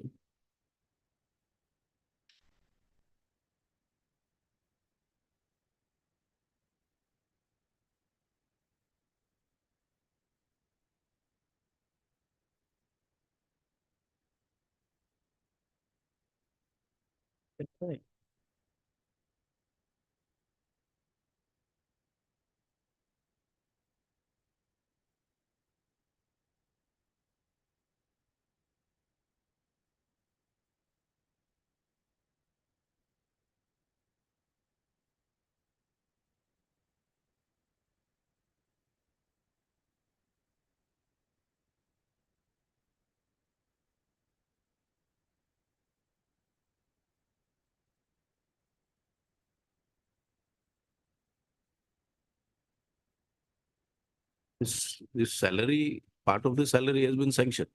Part of the salary has been sanctioned. So the area amount from March 23 to April 23 to March 24 has been released. I have submitted the instructions now. That is as per ROP 2010 rules. Our claim is to, as per ROP rule 2017, Lordship, that area has not been paid. No, this area is as per ROP, The No, pre-revised. no, pre-revised. pre-revised. Pre-revised. So what steps will you take for release of But the salary as per the ROP 17? But the review petition has been filed. In fact, page 20, ground number B, they have preferred this review petition asking for a direction of the honorable court that they should be given at salary at revised scale. Well, they approached the honorable single judge, the learned single judge, and the order kindly come to page 76. The learned single judge has directed. They prayed for regularization of their service. Their prayer was rejected. But while page 76, para 16, if Lordship, after 6 lines, Lord, the sentence, I'm taking directly to that, Lord.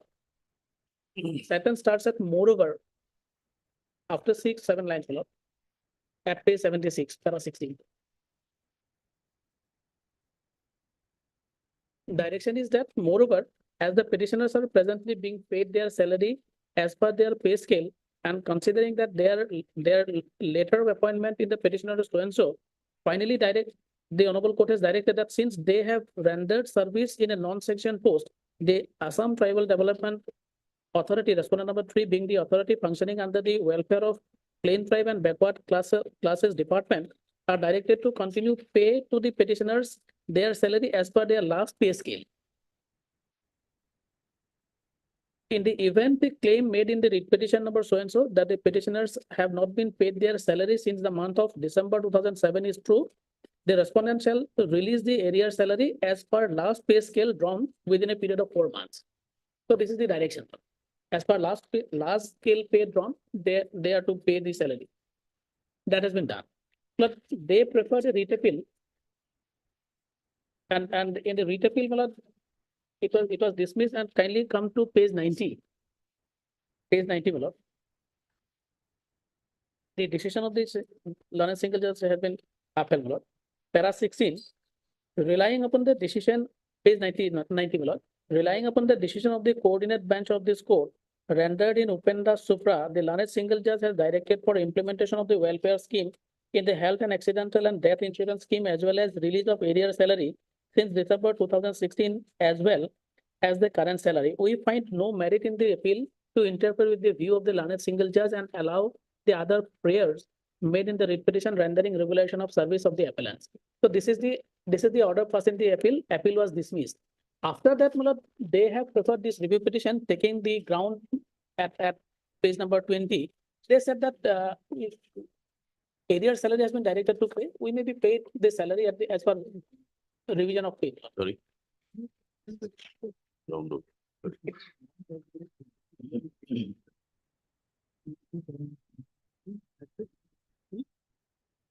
See.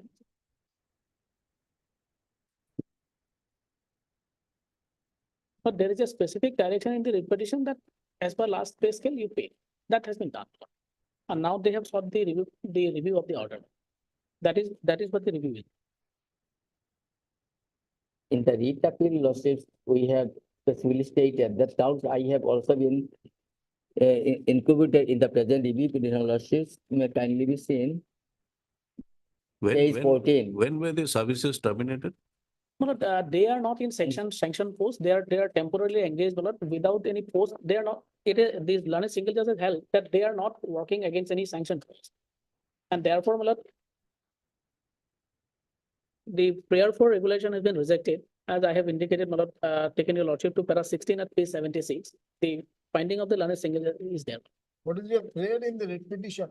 Prayer in the writ petition was that all the 4 drivers are appointed in the year 1985, 86, 87, like that was it.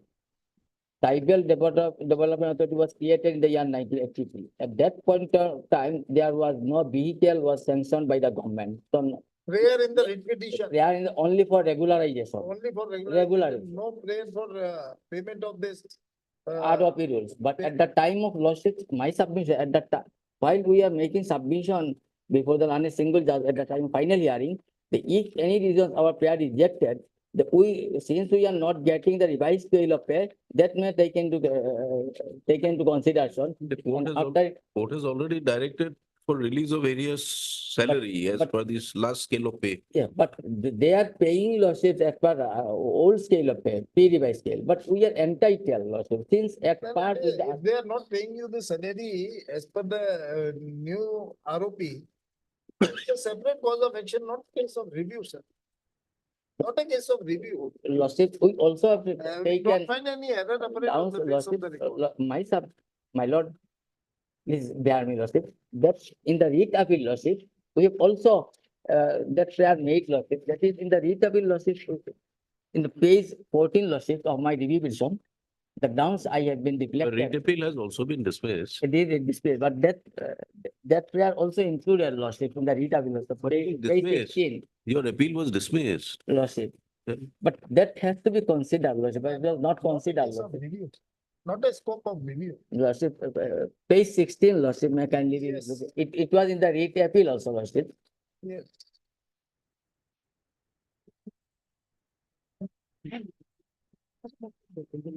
Really. It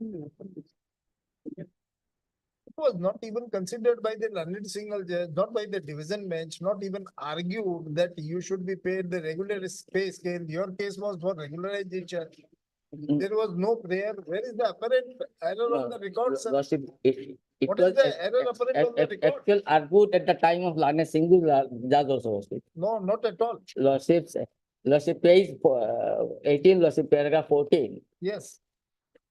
The petitioner best to resume the course of the hearing before the learned single judge, the learned counsel, the petitioners applied that the petitioners are not getting the monthly salary as per ROP rule 2017, which came into effect from 1/4/2016, but they are getting the old scale of pay as per ROP 2010, although they are entitled to revised scale. The learned counsel further made a submission before the learned single judge that if for any reason the services of the petitioners are not regularized, they may be paid revised scale of pay as per ROP 2017, the gratuity and leave salary, and the same was also raised before the division bench, but both the learned single judge as well as the division bench failed to consider this as per the matter. Only in this point, lawsuit will file their representatives. Okay. We'll pass an order. Lawsuit, if any reason lawsuit not allowing my prayer lawsuit, liberty may be granted to for that prayer lawsuit. That is always there, sir. Lawsuit, that observation may be There is no need of done, that observation. otherwise Wonderful. subsequently again to be deprived of. That observation may be made lawsuit.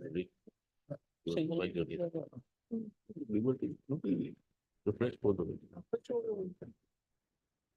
Even if a lawsuit not agree in my prayer lawsuit revision, that observation may be made lawsuit. Otherwise, the poor petitioner, the We'll take only care of that. Okay, we'll see. lawsuit. Item number 3 and 4.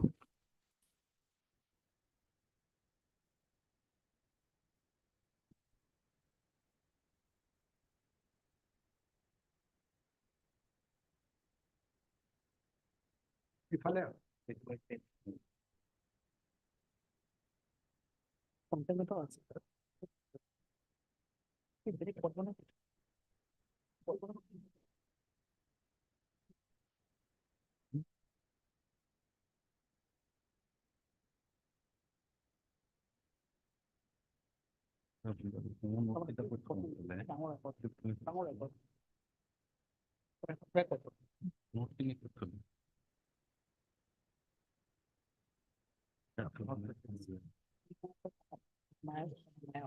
is,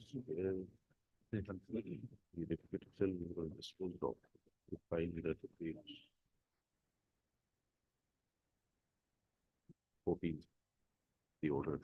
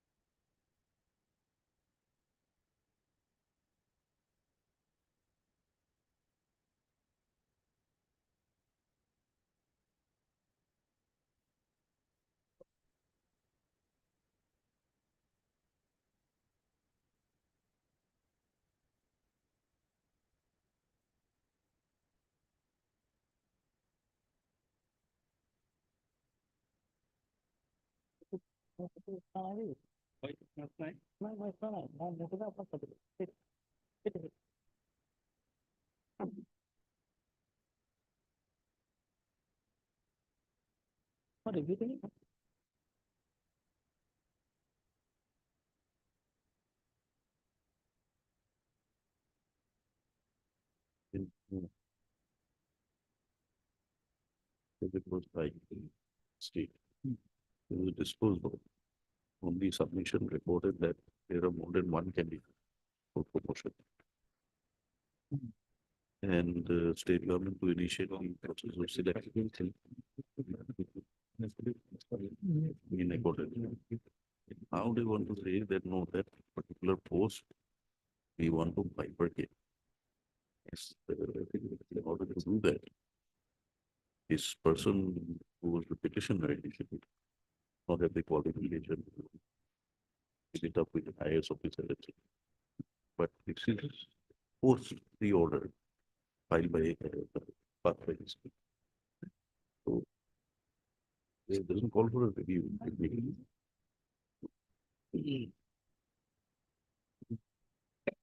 Well, the review petition we have filed for review of the Honorable Court order dated 23/2/2022. Well, by that order, the Honorable Court has directed the state respondents at page 16. Well, the direction is today we have been informed, the last para, we have been informed that in WPC number 4135 of 2018, there are now more than one candidate in the department who are eligible for promotion to the post of director. We therefore dispose of both the petitions with a direction to the state government to initiate the process of selection for promotion to the post of director in the Directorate of Geology and Mining, Assam, in accordance with law. But because of the subsequent development, there was a subsequent development after the Honorable Court order. But kindly come to page 7. That is the ground in the review petition. Well, the government has taken a decision that the government ground number 1, for that it is well settled that the government policy decision regarding restructuring of cadre mode of recruitment qualification for appointment in the government service is within the domain of the state government. In the instant case, the government has sought to bifurcate the existing Directorate of Geology and Mining, Assam, by creating two separate independent directorates, namely Directorate of Geology and Directorate of Mining, wherein the technical scientific work shall proceed under the Director of Geology, with all personnel under Director Geology and administrative responsibility, license, permit, etc., including revenue collection, shall be with the Director of Mining, who shall be from administrative IS or ACS background, by making necessary amendment in the service order rules. However, the Honorable Court by order dated 23/2/2022, passed in WPC number 4135 of 2018, has directed the authorities to initiate the process for filling up the post of director in accordance with law, which is by way of promotion. Further, by order dated 17/8/2022, passed in contempt case number 451 of 2022, the Honorable Court has directed to complete the process within 2 months. Therefore, the review petitioners have approached the Honorable Court for review of the or necessary clarification of the orders dated 23/2/23 and 17/8/22, giving liberty to the government to proceed in the matter for implementation of the policy as per law. In accordance with law, the court has only said Well, initiate the process of promotion on the post of director. Well, In accordance with law. Promotion process, government, they have, Don't know it. Say it, we have already changed the law. Where is the question of review? we And have, particularly when the order was passed and after that some subsequent events took place, Sure. how it called for a review? since the direction of the Honorable Court is there. Direction, nothing, sir. That you go with the promotion process. In fact, specifically page 16, Yes, promotion exercise has to be initiated and the post is to be filled up as per rules. that was in the year 22. and this subsequent change of policy is, Subsequently, I have the record. Lordship has directed me to yes, bring the record. when? In fact, the process, the notice was issued inviting the eligible persons to for collection of the data. And in the meantime, that policy has, in the meantime, the change has been taken. When?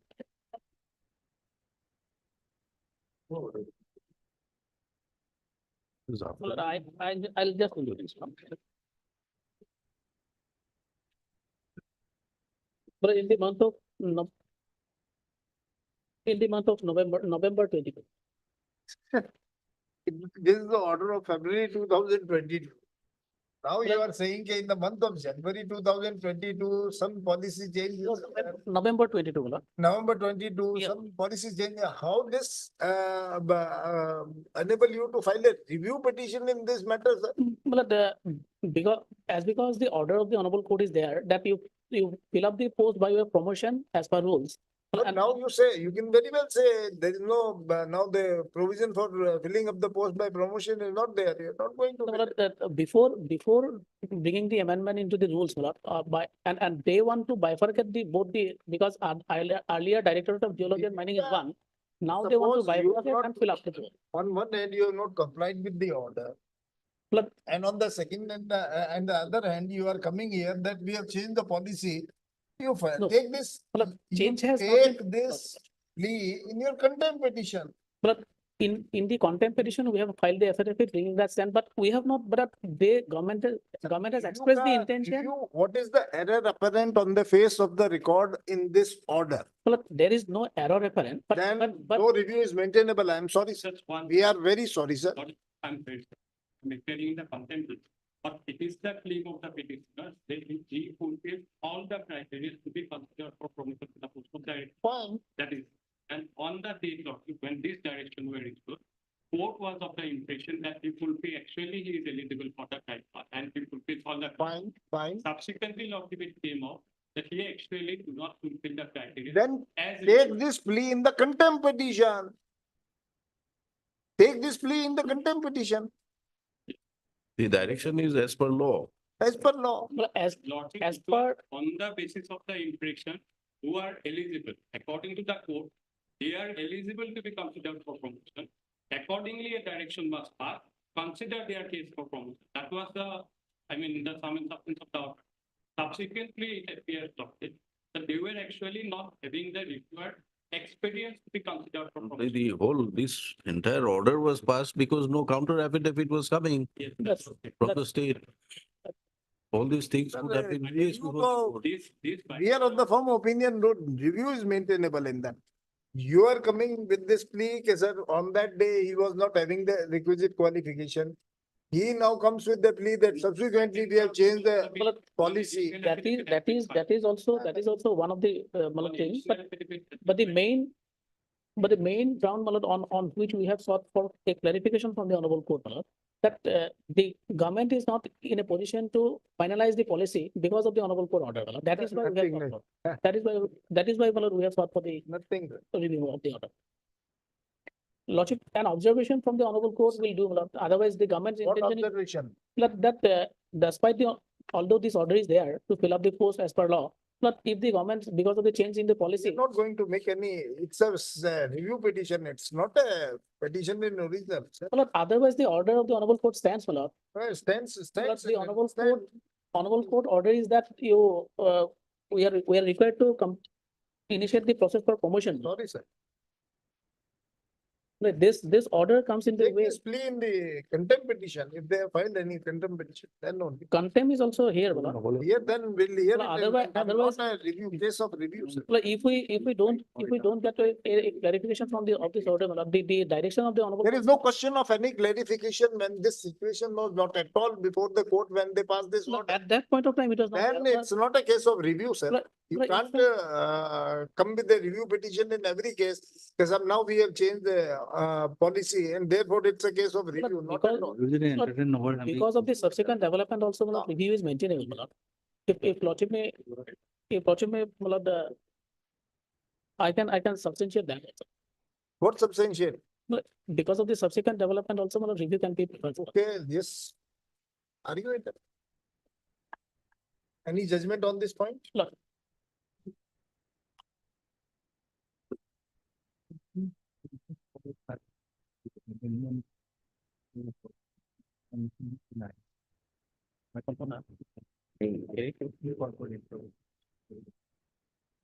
Lordship may give it 2 minutes time. Just.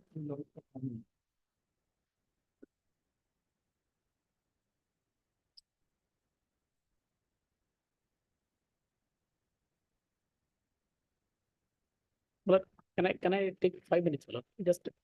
Just I'll come back. Malad. 5 minutes. If you are not prepared for that, No, like just then adjourn next time. Come prepared with this. My lord, I'll try to, if your lordship permits me, my lord, I'll try to satisfy your lordship, my Let lord. them satisfy us. Yes. Only then only we'll ask you. We have not called you. My lord.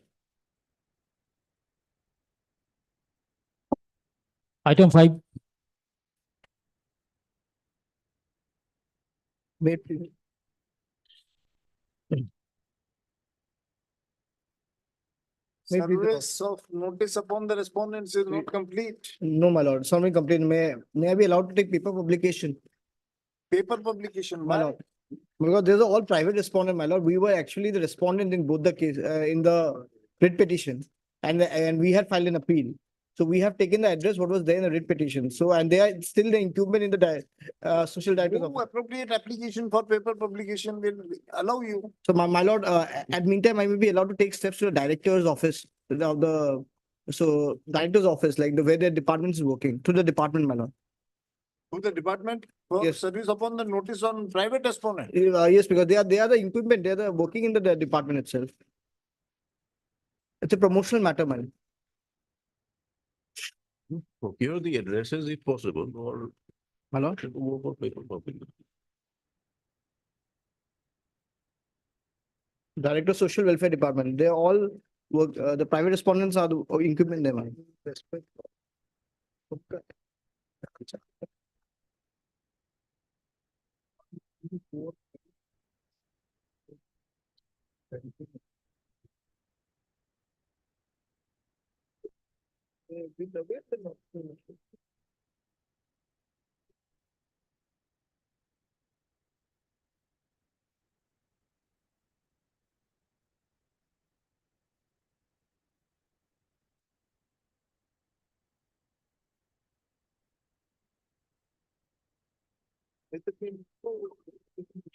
That will be done.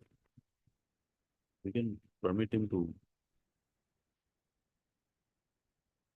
We can run a counsel operating for on behalf of the petitioner. Aspirate that service of notice upon the aforesaid upon the respondents number 1, 3, 4, 5, 6, 7, 9, 10, 11, 13, 16, 17, 18, and 19 be permitted by means of paper publication. No, no. Full stop. Considering the requests of the counsel for the petitioner, we allow the petitioner to affect the service of notice upon the above referred respondents by means of by means of paper publication. The paper publication be in a local daily having in a local daily newspaper of sufficient. vernacular language having sufficient circulation, having sufficient number of circulation. And my lords, through the director also, because they are the, Either do by paper publication and through the director. He may file an affidavit regarding the service of notice upon the aforesaid respondents through paper publication within a period of my lord, 2 weeks. 2 weeks. Most of the.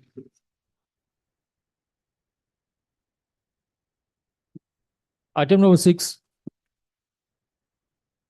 Lordship, have a look at my order dated 25 January 2024. There are some problem, my lord, in implementation.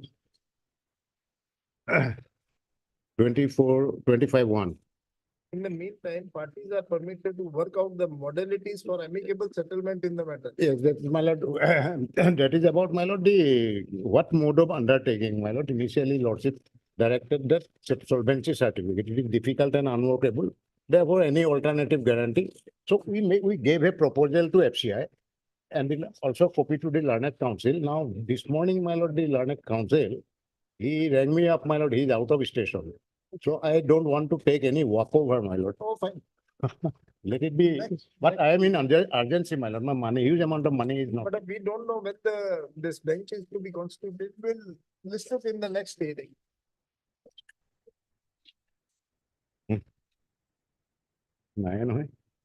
Item 7.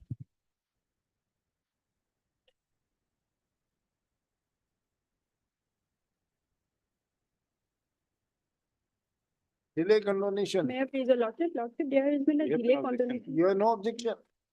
Okay, this IA number so and so is prepared on behalf of the review petitioner with a prayer to condone the delay of 126 days in filing the connected review petition. Full stop. Learned counsel for the non-petitioner has no objection if the delay is condoned. Having gone through the contents of the application, we deem it appropriate to allow the IA number so and condone the delay of 126 days in filing the connected review petition. IA number so is allowed. List this review petition for hearing in the next sitting of the present bench.